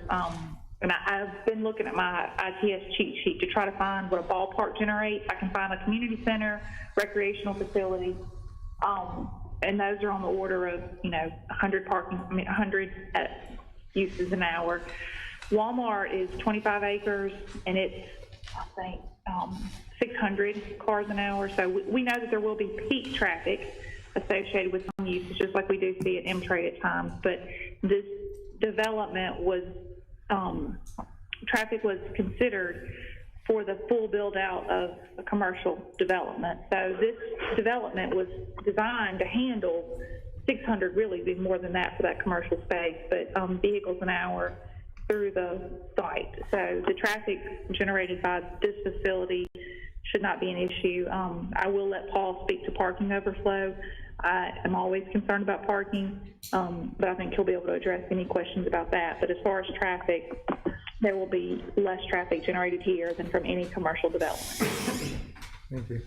And then there is... Right, and I can chime in just real quick on the traffic. We don't have a fully developed traffic study of any sort yet. That'll, again, be part of the site plan approval process. But Rand and I have discussed this, and we both agree that this should be significantly less of an overall traffic impact on a daily basis throughout the hours of the day. Again, as Rihanna says, just like M-Trade Park, you may have some surges, but they will be isolated more than what you would see with a large commercial complex. And again, this area was contemplated for somewhere around 500,000 square feet of a large retail center, which I'm not sure how big Walmart is, but I'm guessing it's 70, 80,000 square feet, maybe 100. So we're talking about what could have been 5 times what the Walmart site is as far as building area, and then code would require at a minimum 1,600 parking spaces, which I think just easily tells you that this what we're proposing here should be significantly less of a traffic impact as that large commercial complex would be. As far as the parking goes, we have gone kind of back and forth with 3-Step. Again, they're the operators that Chip Wade and the group have been working with. They feel very comfortable that what we have there, I can't remember the exact number, 600 some odd spaces, that should be sufficient for what we're proposing. And honestly, we've leaned on them pretty heavily to give us that guidance, because they operate a ton of these facilities across the nation, and they really, they don't want to inconvenience their users and their customers. So they have a pretty good feel for what it takes to accommodate them. But Chip might have more insight on that as well with the parking.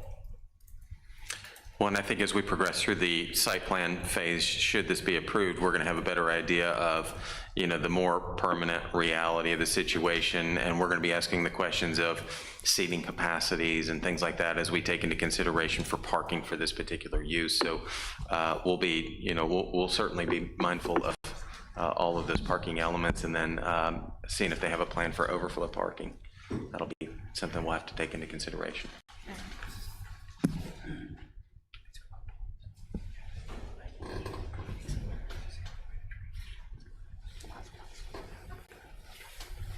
Thank you. Yes, ma'am. Hi, my name's Sharon Andrews, and I, along with my husband Hans Sinha, own the property adjacent to this subject property, and we also are the neighbors of Jennifer Samuels.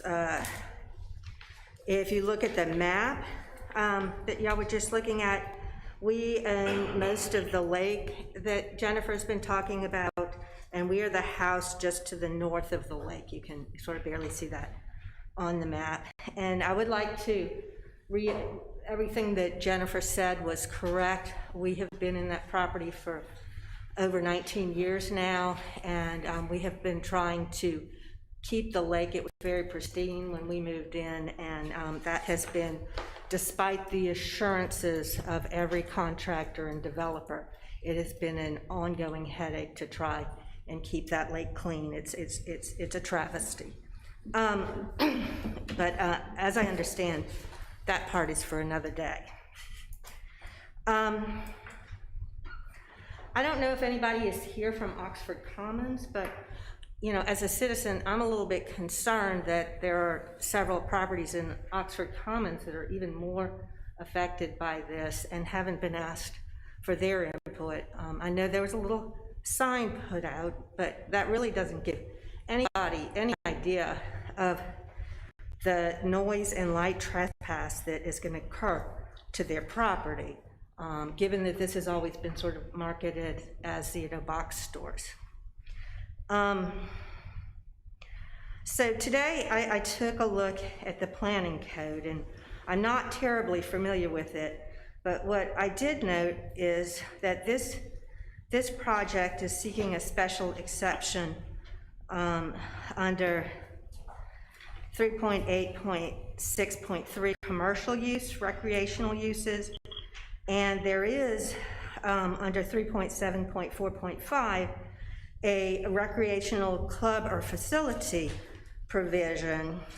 And that provision requires that outdoor recreational facilities requires that they be located no less than 1,000 feet from the nearest residence. And by my calculations, kind of using a ruler with the map on my computer screen, looks like we're about, our house, which is the furthest, is about 500 feet from the edge of the field, the closest field.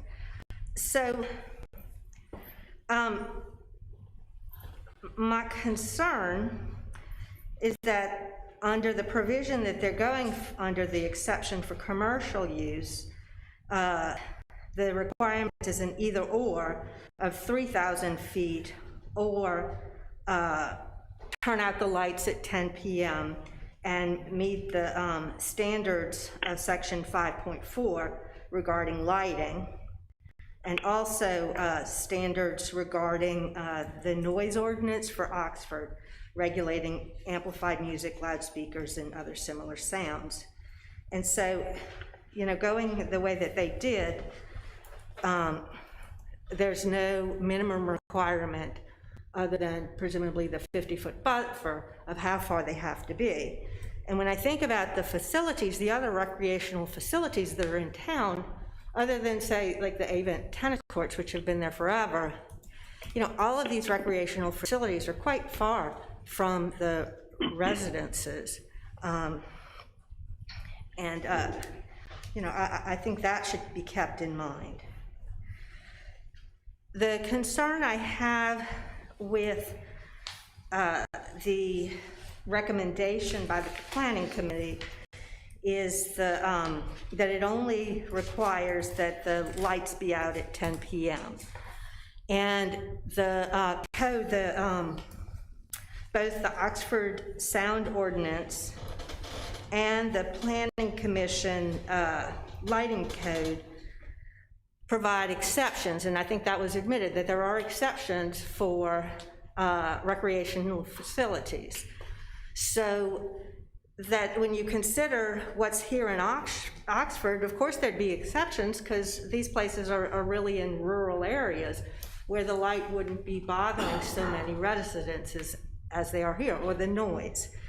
So I'm worried that if this exception is granted, that they're going to come back and say, well, you know, we're accepted from the sound provisions or light provisions or that sort of thing. And then they won't have to necessarily comply with those. I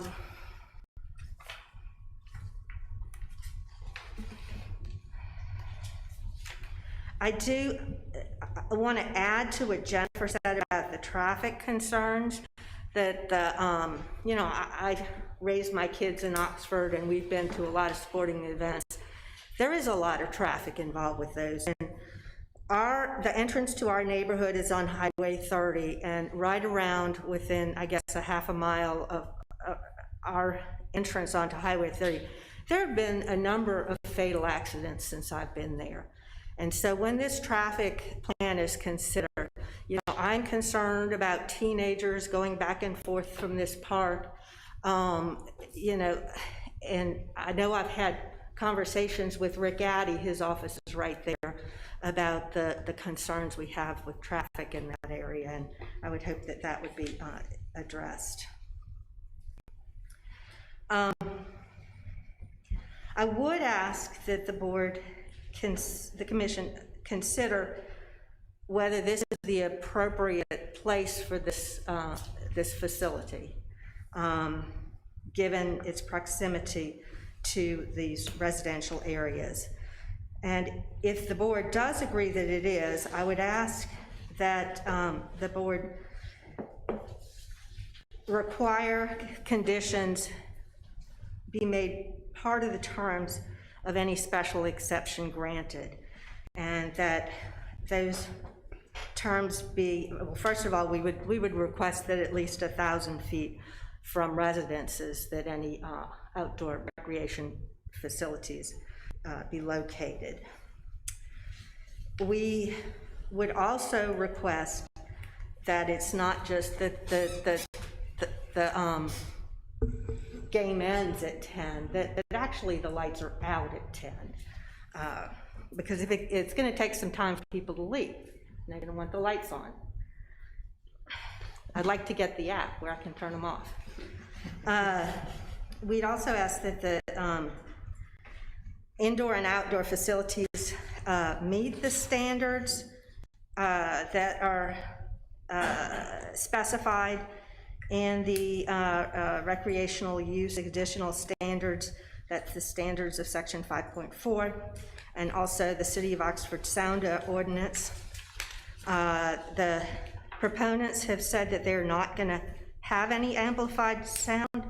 I'd like that to be put into the as a condition of the special exception. And I tried to read the lighting plan, and I'm not an engineer, so I don't really understand it, but I think that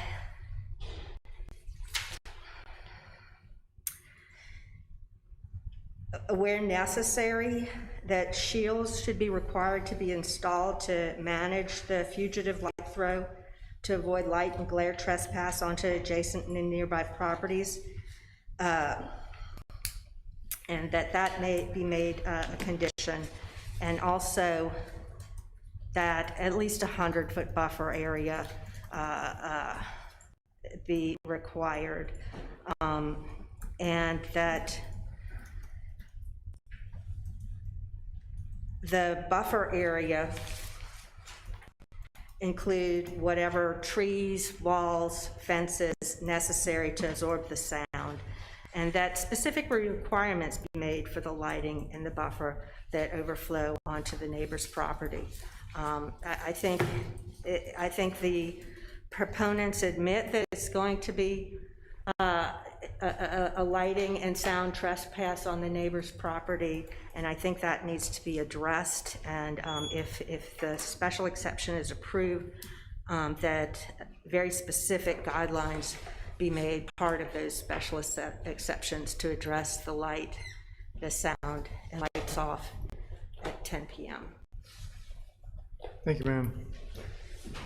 Ben, could you address the use of standards in section 3.7 or section 3.8 instead of section 3.7? Yes, so as I stated, that any indoor recreational uses that create noise or substantial noise must be soundproof to ensure that that noise is not audible, or that sound's not audible beyond the walls of the business. I think I stated that in the report, and it would be a condition that would be applicable here. And then in B, outdoor recreational uses that create noise and use night lighting must close by 10 p.m. or they must be located no less than 3,000 feet from fully residential areas and meet the standards of 5.4, which is specific to lighting. Yeah, I think what I was getting at is she points out that there are two different sets of standards for recreational uses. One is commercial and one presumably is non-commercial. So what was the reference, 3.7? 374. Yeah, why is this not recreational? Well, so there's recreational club or facility, private or public, and then there's recreational commercial. Club or like so I think that's taken into consideration, like a comparison would be like a Goose Creek or a country club, which has a variety of different uses. I think that's the recreational club or facility, private or public. I think that's what 374 is aiming to get at, and that's a private facility or private or public, offering a range of recreational and occasionally dining options for its members. Such clubs may include, but are not limited to, swimming, golf, racquetball, tennis, and may include dining options, event spaces, and limited lodging and guests. I read that to be more of something like a Goose Creek, a country club type of a facility, where this facility is commercial uses offering recreational options such as, but not limited to, dance halls, exhibit halls, skating rinks, billiards, arcade games, miniature golf, driving ranges, or bowling alleys. I think that this fits more into that type of a category. It's a commercial facility. I think it's not private. It's not, my kids would be able to go to it. It's not membership based. Is that correct, Chip? You would pay to play it. You pay to play it like a commercial use. Yeah, but all the examples you just gave are all things that are done indoors, and 3.7.4.5 specifically talks about tennis courts and swimming pools, which are recreational activities that you do outdoors, like play baseball or play soccer. And tend to be private. In that previous use, it was private or a public facility, like a but I mean, you got to pay. pool. You got to pay to play here too. I think that's a commercial use, though. I think that's a commercial use. Membership. Yeah, correct. I think that's a difference without a distinction, but. Can I say something? Yes, ma'am. It just doesn't seem right to me that there would be stricter requirements on a country club than there are on a big commercial facility that's right next to a neighborhood. Yeah, I appreciate that. I mean, in fairness, it's hard when writing the code to anticipate everything that may use it. I'm not sure that this kind of facility necessarily was on anybody's mind in the sort of instantiation that we have here. I think that it's definitely a commercial use. Whether it should have the more stringent standards or not, I don't know.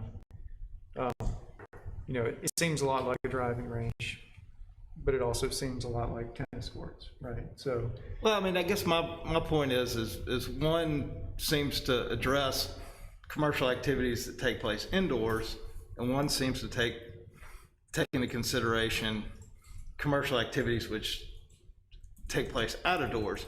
If the word commercial only means that you're accepting money to do the activity, you know, I think that's irrelevant. I think the issue is this outside or inside, to, you know, to where the light and noise is contained inside, it's not contained outside. well, I mean, it's listed as indoor and outdoor, and the examples are majority indoor, but there's at least one that is comparable in size and outdoor with a driving range. I take the intent of the code, and this is open to interpretation, but I think this is the way the planning department looked at it, is whether it's a club with membership usage or is it a commercial use like any other business in town. I think that's relevant too to the traffic concerns. I mean, I completely understand the traffic concerns. I think what Paul Constanino tried to address was that he didn't put it this way, but all of this land is going to develop, and if it developed as box stores, the parking and traffic would be a lot more than 34 acres of ball fields. So it doesn't, I don't think that negates the traffic concern, but I think this is a lower intensity use than might be on the same square footage. Right, I understand that. I just am hoping that will be considered when Yes, ma'am. those plans. Yeah, that will be considered in the. My in the site concerns plan. today are the light and the noise. And thinking about the big box stores, do we know how does this light compare to, you're gonna light up the big box stores too? I mean, you're gonna have huge, they never go off, do they, all night? Do we know how these lights that would go off at 10 compare to parking lots lit up all night long? I'm going to use the term because I really like it, but I think with a commercial use like that grocery store, for instance, they're not allowed to have light trespass, right? It's supposed to stop on and be contained within your own property. And I think that I think it's a lot easier, based on what I've seen, it's a lot easier for a parking lot light to be able to do that versus a baseball or a stadium style light, which has to shine out, you know, and I'm suspecting, I'm not an electrical engineer, you know, either, but I'm suspecting that the reason that there's so much light trespass towards those residences, you know, the proximity, but also because of the way the configurations of the fields are, it requires additional lights to be put or installed so that way they face out towards the residences. So And that's my other question, just sort of for me and to understand. We're just deciding if we think this use is okay there. We're not saying this is enough parking or these many ball fields can fit in here. We're not doing any of that right now. we're not. So just because it looks like this on this drawing does not mean this is what will be there, even if we say, okay, we can go forward. That's correct. Okay.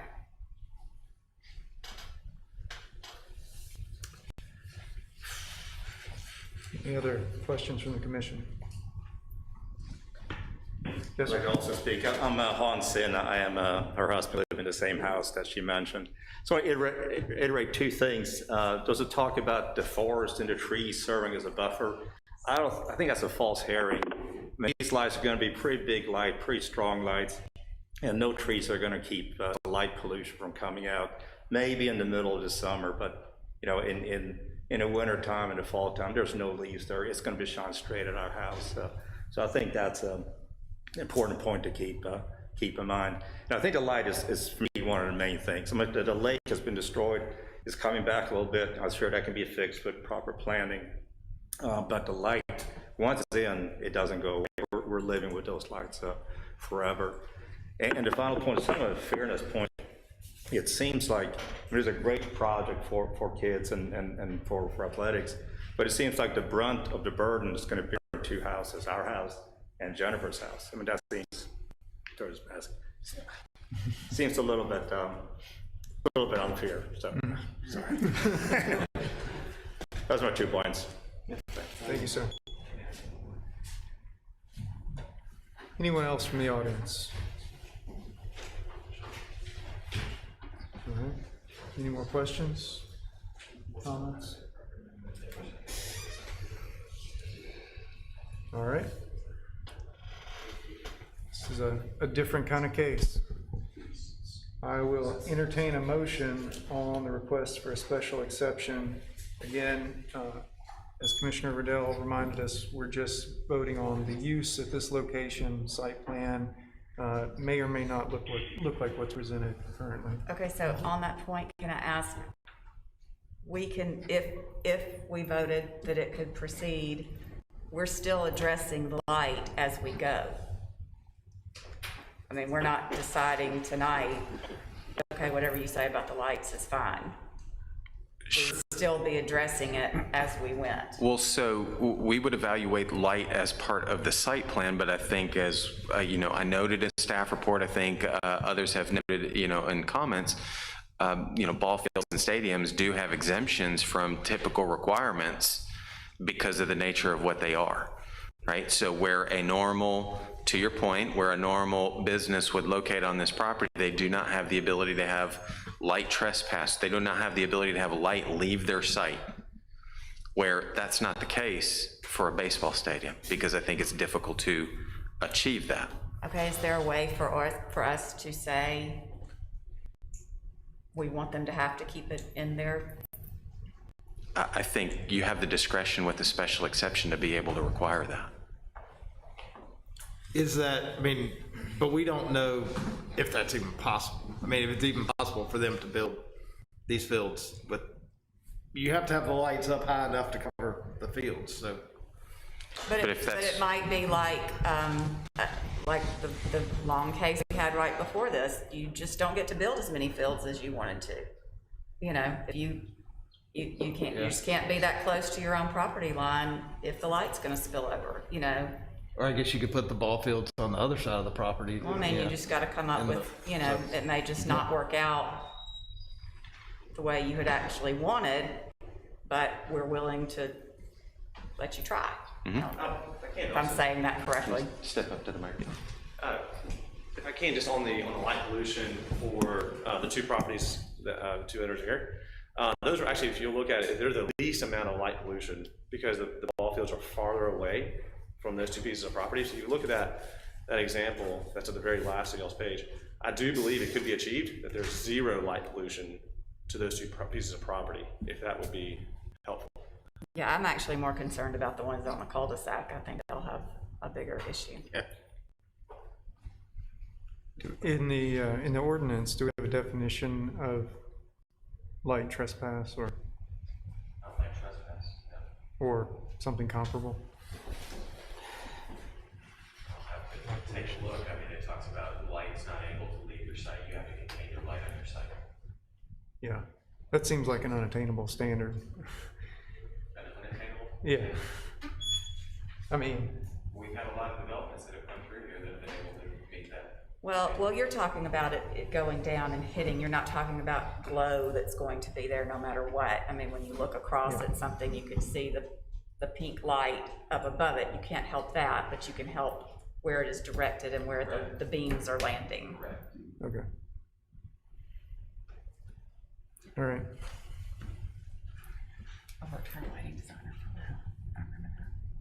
Does anyone have a motion with or without additional Motion conditions? to approve the special exception with the 3 conditions listed. All right, I have a motion to approve with the listed conditions. Is there a second?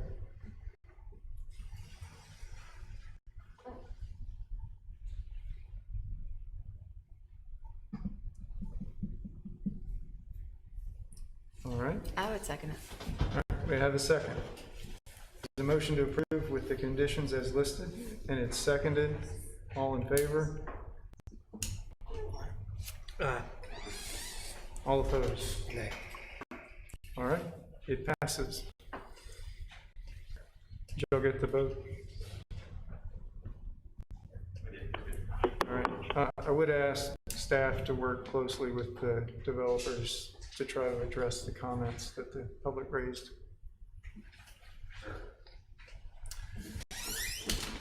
All right. Our next case is case number 2789. Stephen McDavid has filed a request for a variance from section 2.6.4 suburban residential side yard setback line, minimum for property located at 521 North 11th Street. Okay. The subject property is located on North 11th in the North Lamar Historic District. The applicant is proposing to construct an 18-foot deep carport on the north side of his house where a gravel parking pad currently exists. A carport is an accessory structure and is allowed to be constructed within 5 feet of the property line. The applicant is requesting the ability to construct to within 2.4 feet of the property line. Directly to the north of the property is a 20-foot wide strip of land that connects to the flag lot to the west and acts as a drive for this lot by easement. The applicant contends that the measurement for the 5-foot setback should be taken from the north side of the shared drive at the next house north's property line. The applicant has stated that this is the minimum depth necessary to have a functional carport, and removing 2.5 feet of overhang will expose the rear of cars to the elements, somewhat defeating the purpose of the carport.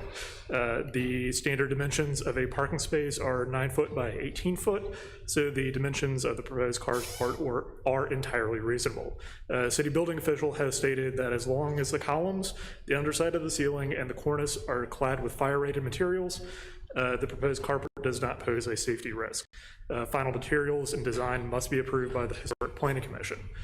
While staff would prefer that the carport be built within the 5-foot setback, staff ultimately can support this request.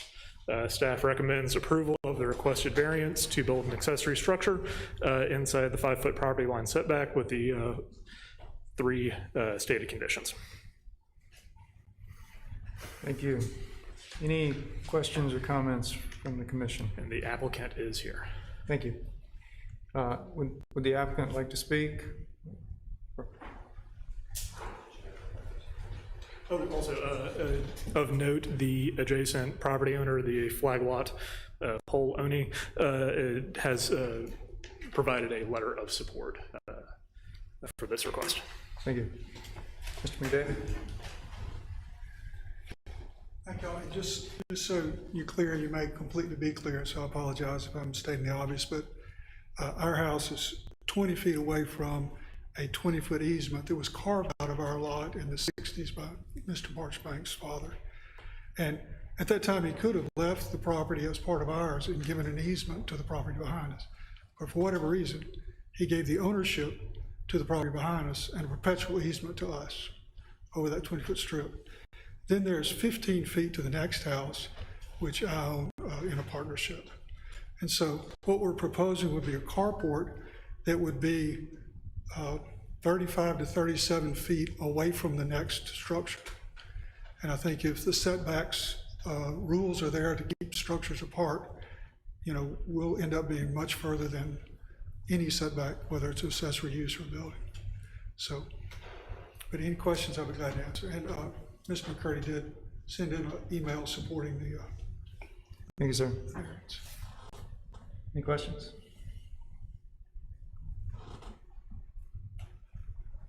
All right, hearing no questions, I'll entertain a motion on case number 2789, request for a variance for side yard setback line minimum. Motion to approve. I have a motion to approve. Is there a second? Second. I have a second. All in favor? Any opposed? Thank you, sir. It is approved. Case number 2790, Andy Calicut has filed a request for a special exception as provided in section 2.6.7, traditional neighborhood business first floor residential for property located at Farmview Drive. Greg? Yes, sir. The subject property measures approximately 6.5 acres and is located in Oxford Farms, south of Farmview Drive. It's considered Lot 2 of Phase 2 of Oxford Farms. To the north and east, there is existing residential On the east side, the 3-story Oxford Farms assisted living facility is currently going up. And this particular property was previously considered for a YMCA facility that received site plan approval in March of 2020, but that is no longer planned. The applicant is now proposing additional senior living in the form of 26 single-story duplex and triplex cottages. Architecturally, the cottage facades will be consistent in character with other developments in the Oxford Farms with a mixture of brick and painted wooden siding. This special exception request is to allow first-floor residential for the proposed cottages in this TNB district. When the property was annexed in the city around 2014, the original intent for this particular site was for it to be a YMCA, and the zoning of neighborhood business was applied. Now that the YMCA is no longer a reality at this location, and the assisted living facility is currently constructed to the east, as well as additional housing to the north, staff believes it is appropriate that this additional senior living development be allowed with first floor residential. The applicant has chosen to go forth with the special exception request prior to submitting the development for site plan review, and staff recommends approval of the special exception request. Thank you, Gray. Is the applicant present? They are. Okay. Do we have any questions for staff or for the applicant?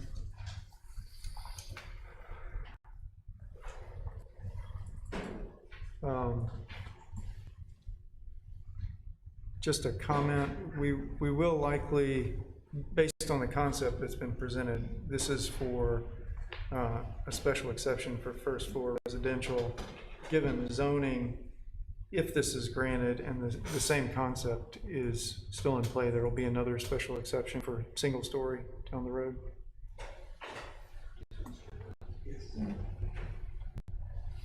Would you mind coming forward?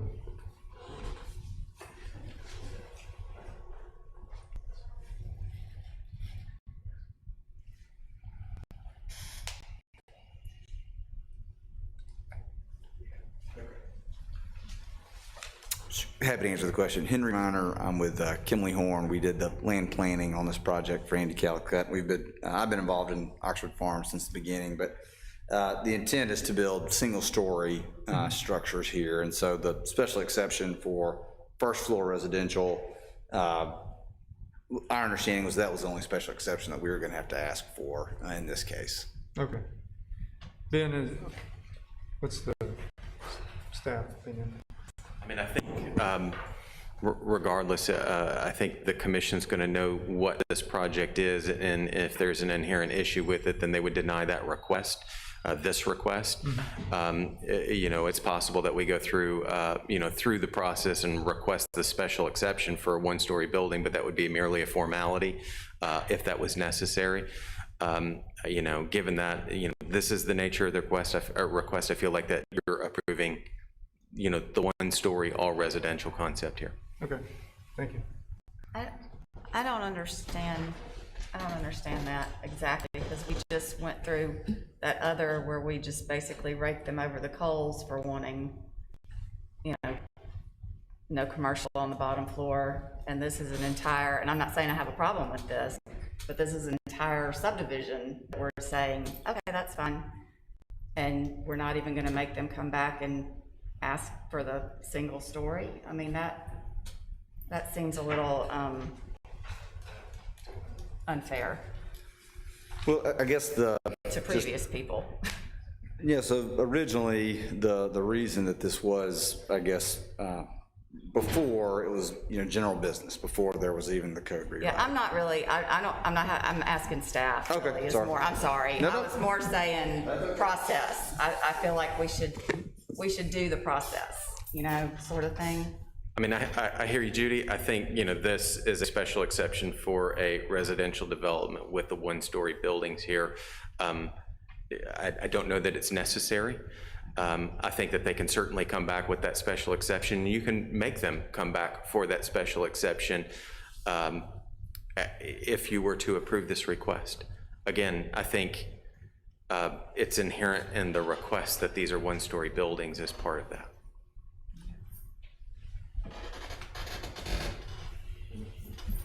Any other questions or discussion? right. Any other comment from the audience? Hearing none, I'll entertain a motion on the request for a special exception for first floor residential. I move that we approve the special exception as shown by the staff, as recommended by the staff.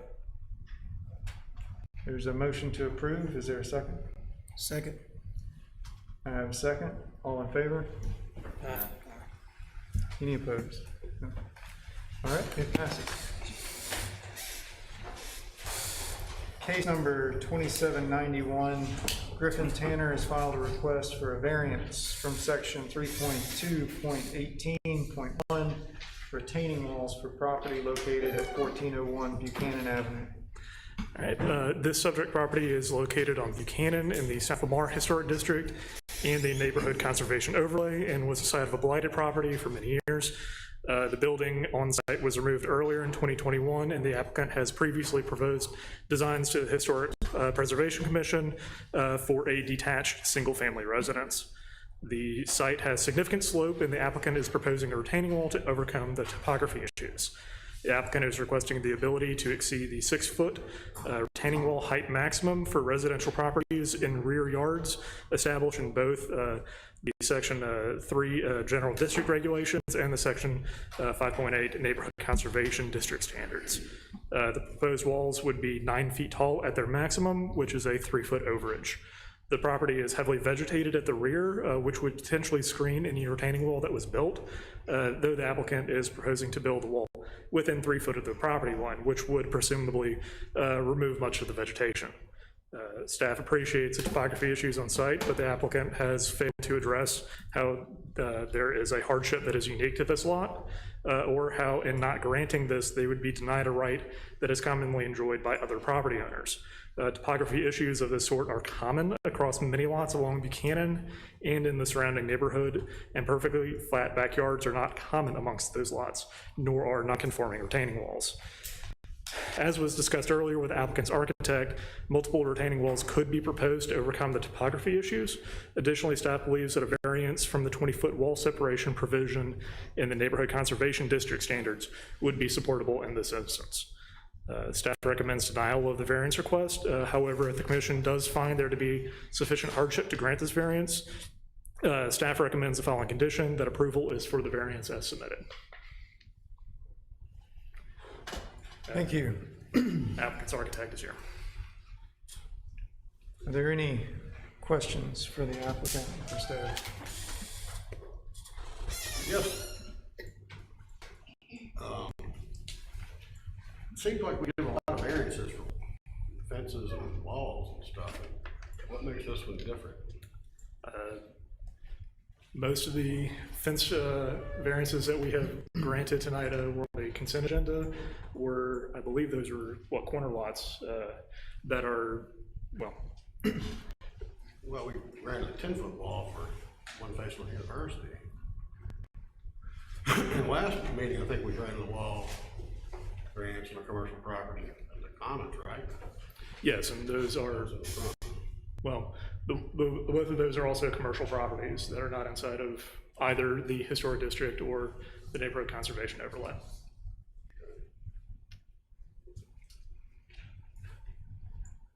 Have we heard from any neighbors, anything?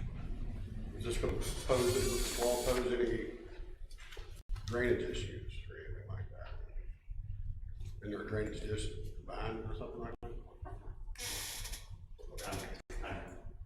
I'm happy entertaining this idea. I'm obviously not Griffin Tanner, I'm Corey Auger, but given where we are with respect to this issue, I think it was more important for me to address what's going on here precisely so we can get to what I consider to be reality-based information.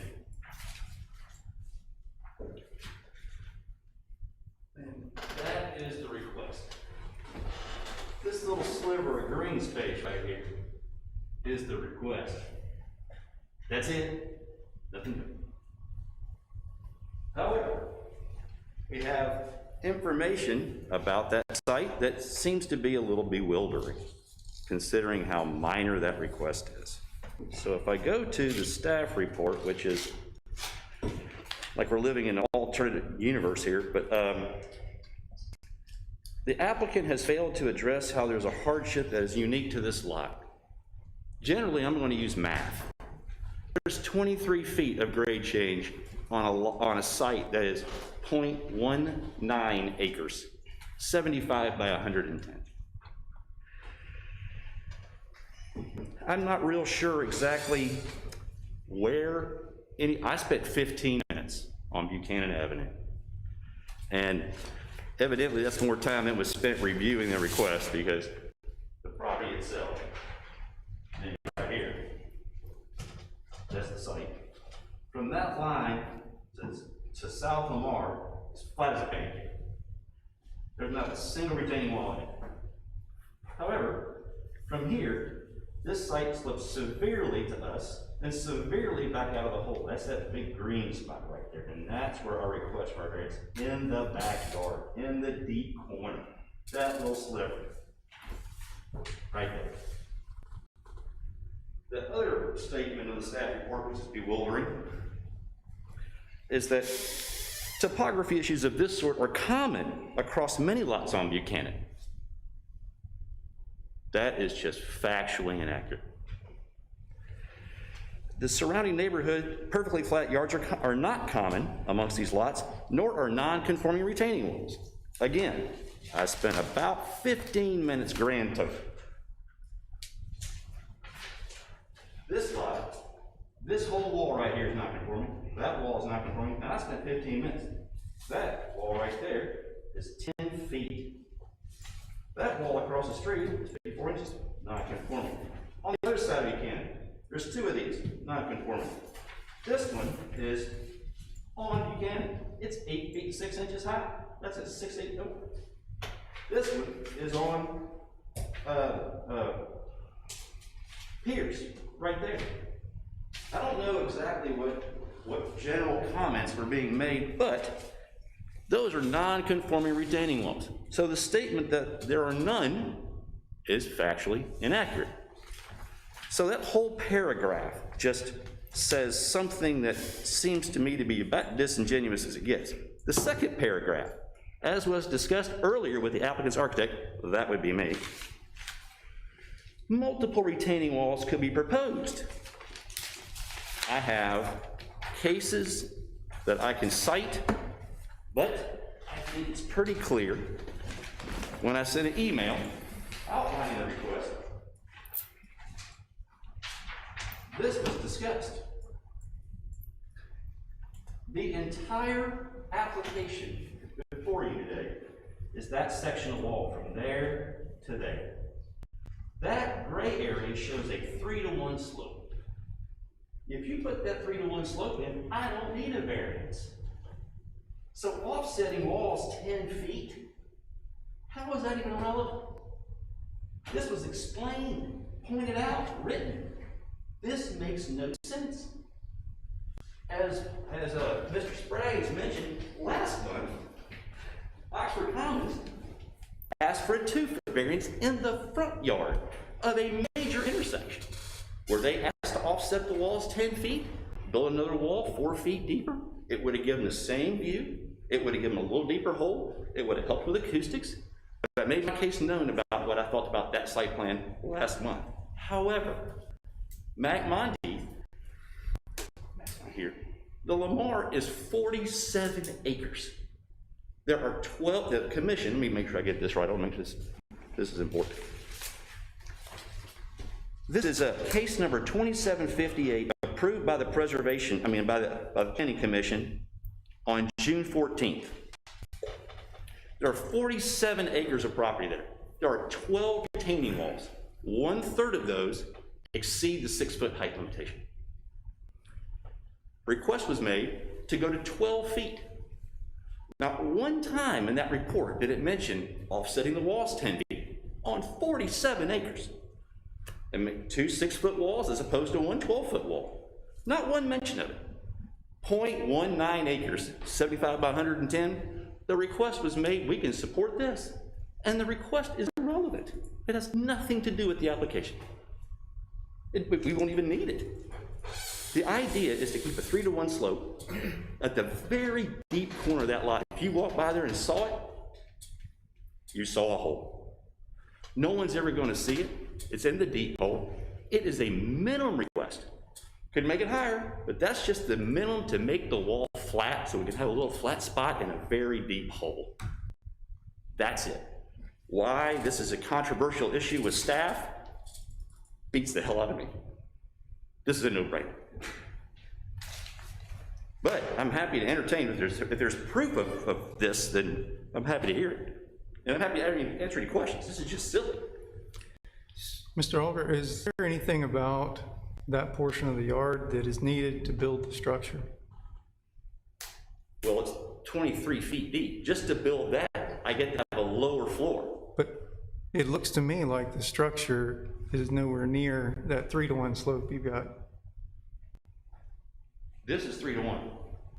The shaded region is the portion you're talking about, right? That's right. That's the only area that's going to be affected by the variance. Is that within the structure of the house? No, there's a dash line. Well, So- the house hasn't been approved. The structure setbacks for the house are dashed here. So the hardship is on the square footage of the backyard, The hardship is on 23 feet of grade change. You're trying to make something level. but you got plenty of room there for a building, right? I've got plenty of, well, what do you mean I got plenty of room for a building? I'm trying to decide why you need a variance for a small portion of the backyard when it doesn't impede the building.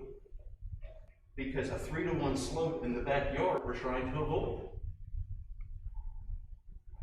To have a flat backyard for Yeah, what reason? The idea is not to have a yard that does this. This is, and this happens everywhere, not just on this site, but, this is on Buchanan. There's a wall. Just to make the yard flat. That's in the front yard. We just want to make the yard flat and what little bit of backyard we get left. Why not ask for the variance? I can't offset retaining wall, it doesn't make any sense. I put that in the letter. But then offsetting the wall 10 feet in order to not have a variance doesn't make any sense because there's not that much wall to offset. So where is the problem, to be my question?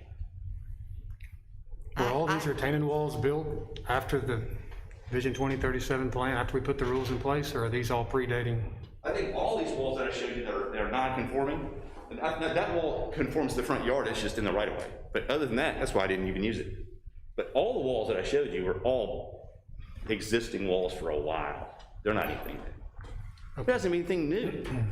Okay. But the idea that this lot's not unique and that topography isn't used for granting the variance, 47 acres, 15 acres? Right, I just mean the insinuation that, like, we're letting everybody else go and not certain, that's what I was taking an issue. I was trying to make sure I'm clear. All these retaining walls and these examples that are out of spec, they all predate what we're doing today, right? Exactly. Oh, that's all I'm asking. Yeah, they're all non-conforming lots. They're all non-conforming retaining walls to today's standard. Okay. They exist as non-conforming walls, exactly. But I actually drove down Buchanan too. I think that 10-foot wall looks like it's a fairly new. Yeah, well, that development was done, I think, back in. Put on that wall, and that's, that whole, I actually got out, because it's 8-foot wall all the way around, and 10 foot at the front of the thing, and that looks like it's called the cottages or something. It looks like it's fairly new, four condos built right there. It's in the last 20 years, or so. When the wall requirements went in. It's been done since I've been fairly here. new, buildings. Corey, is there anything between, like, on the neighbor on the back? I mean, I know you said you hadn't heard from any of the neighbors, but is there, y'all talk about a ditch, and I'm not sure where the drainage ditch is along the back side of that? It starts, it's kind of, there's an undulation in the street. Let me go back to this. There's an undulation in the street. This is flat as a pancake. Yeah. And this kind of rises up. These are all kind of, and this is where it begins to fall down. It falls down, okay, and it comes back up, and then it begins to fall down again. And then they cut this at this lower street elevation. This is what they was talking. Yeah. That is going into there. That's the retaining wall. That's yeah. ginormous. Right. It's just a big, long retaining Yeah, I wall. remember that. But it's been built in the last 20 years or so. Yeah, but I was just curious if that. But that's an old wall. Yeah. That's an old wall. There's another old wall over here. But generally it's flat until it gets to here. And then it gets really, really steep. And I've been doing this for a long time. A site that small that has that big a grade change in it, I got one over here on Jefferson that was straight down the hill. But other than that, that's rare. That small site, that much steepness, rare. I happen to have been in the backyard of the house behind it a couple of weeks ago and was looking at, and that one is pretty flat, and then yours goes like that. So I do think It's a unique lot. I do think it's a unique lot. And it's I so agree. deep that just to get this grade up, it's gonna allow us to go down a floor and not be out of the ground more than 0 to 9 feet. It's the minimum we could request in order to get something flat on a very, very small site.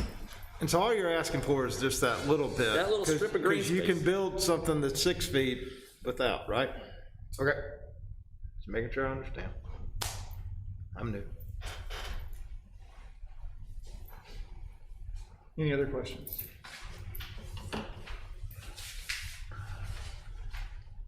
All right, hearing none, I'll entertain a motion on the request for a variance from section 3.2.18.1 retaining walls for property at 1401 Buchanan. Motion to approve the variance is submitted. There's a motion to approve. There is a second. All in favor? All opposed? All right, it's granted. Thank you. Our last case is case number 2792. City of Oxford has filed a request for modifications to the Land Development Code. Jen?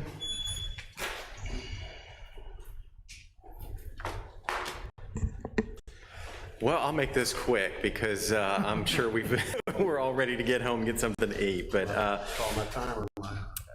we are proposing a few, I would call it minor modifications to the Land Development Code based on some things that we've been dealing with internally as staff and conversations that we've had. We took this to the Ordinance Review Committee, which consists of 2 members of the Planning Commission, 2 members of the Board of Aldermen, and then a variety of other staff and legal counsel. And they were all supportive of these changes.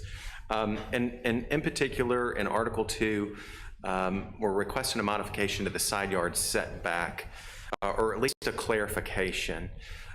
We've had instances where people, so right now, especially in T&B, suburban corridor, suburban center, urban corridor, and urban center, someone has the ability to build a building right up to your property line. We've had people recently that have proposed to build accessory structures not attached to the building and try and put those on the property line.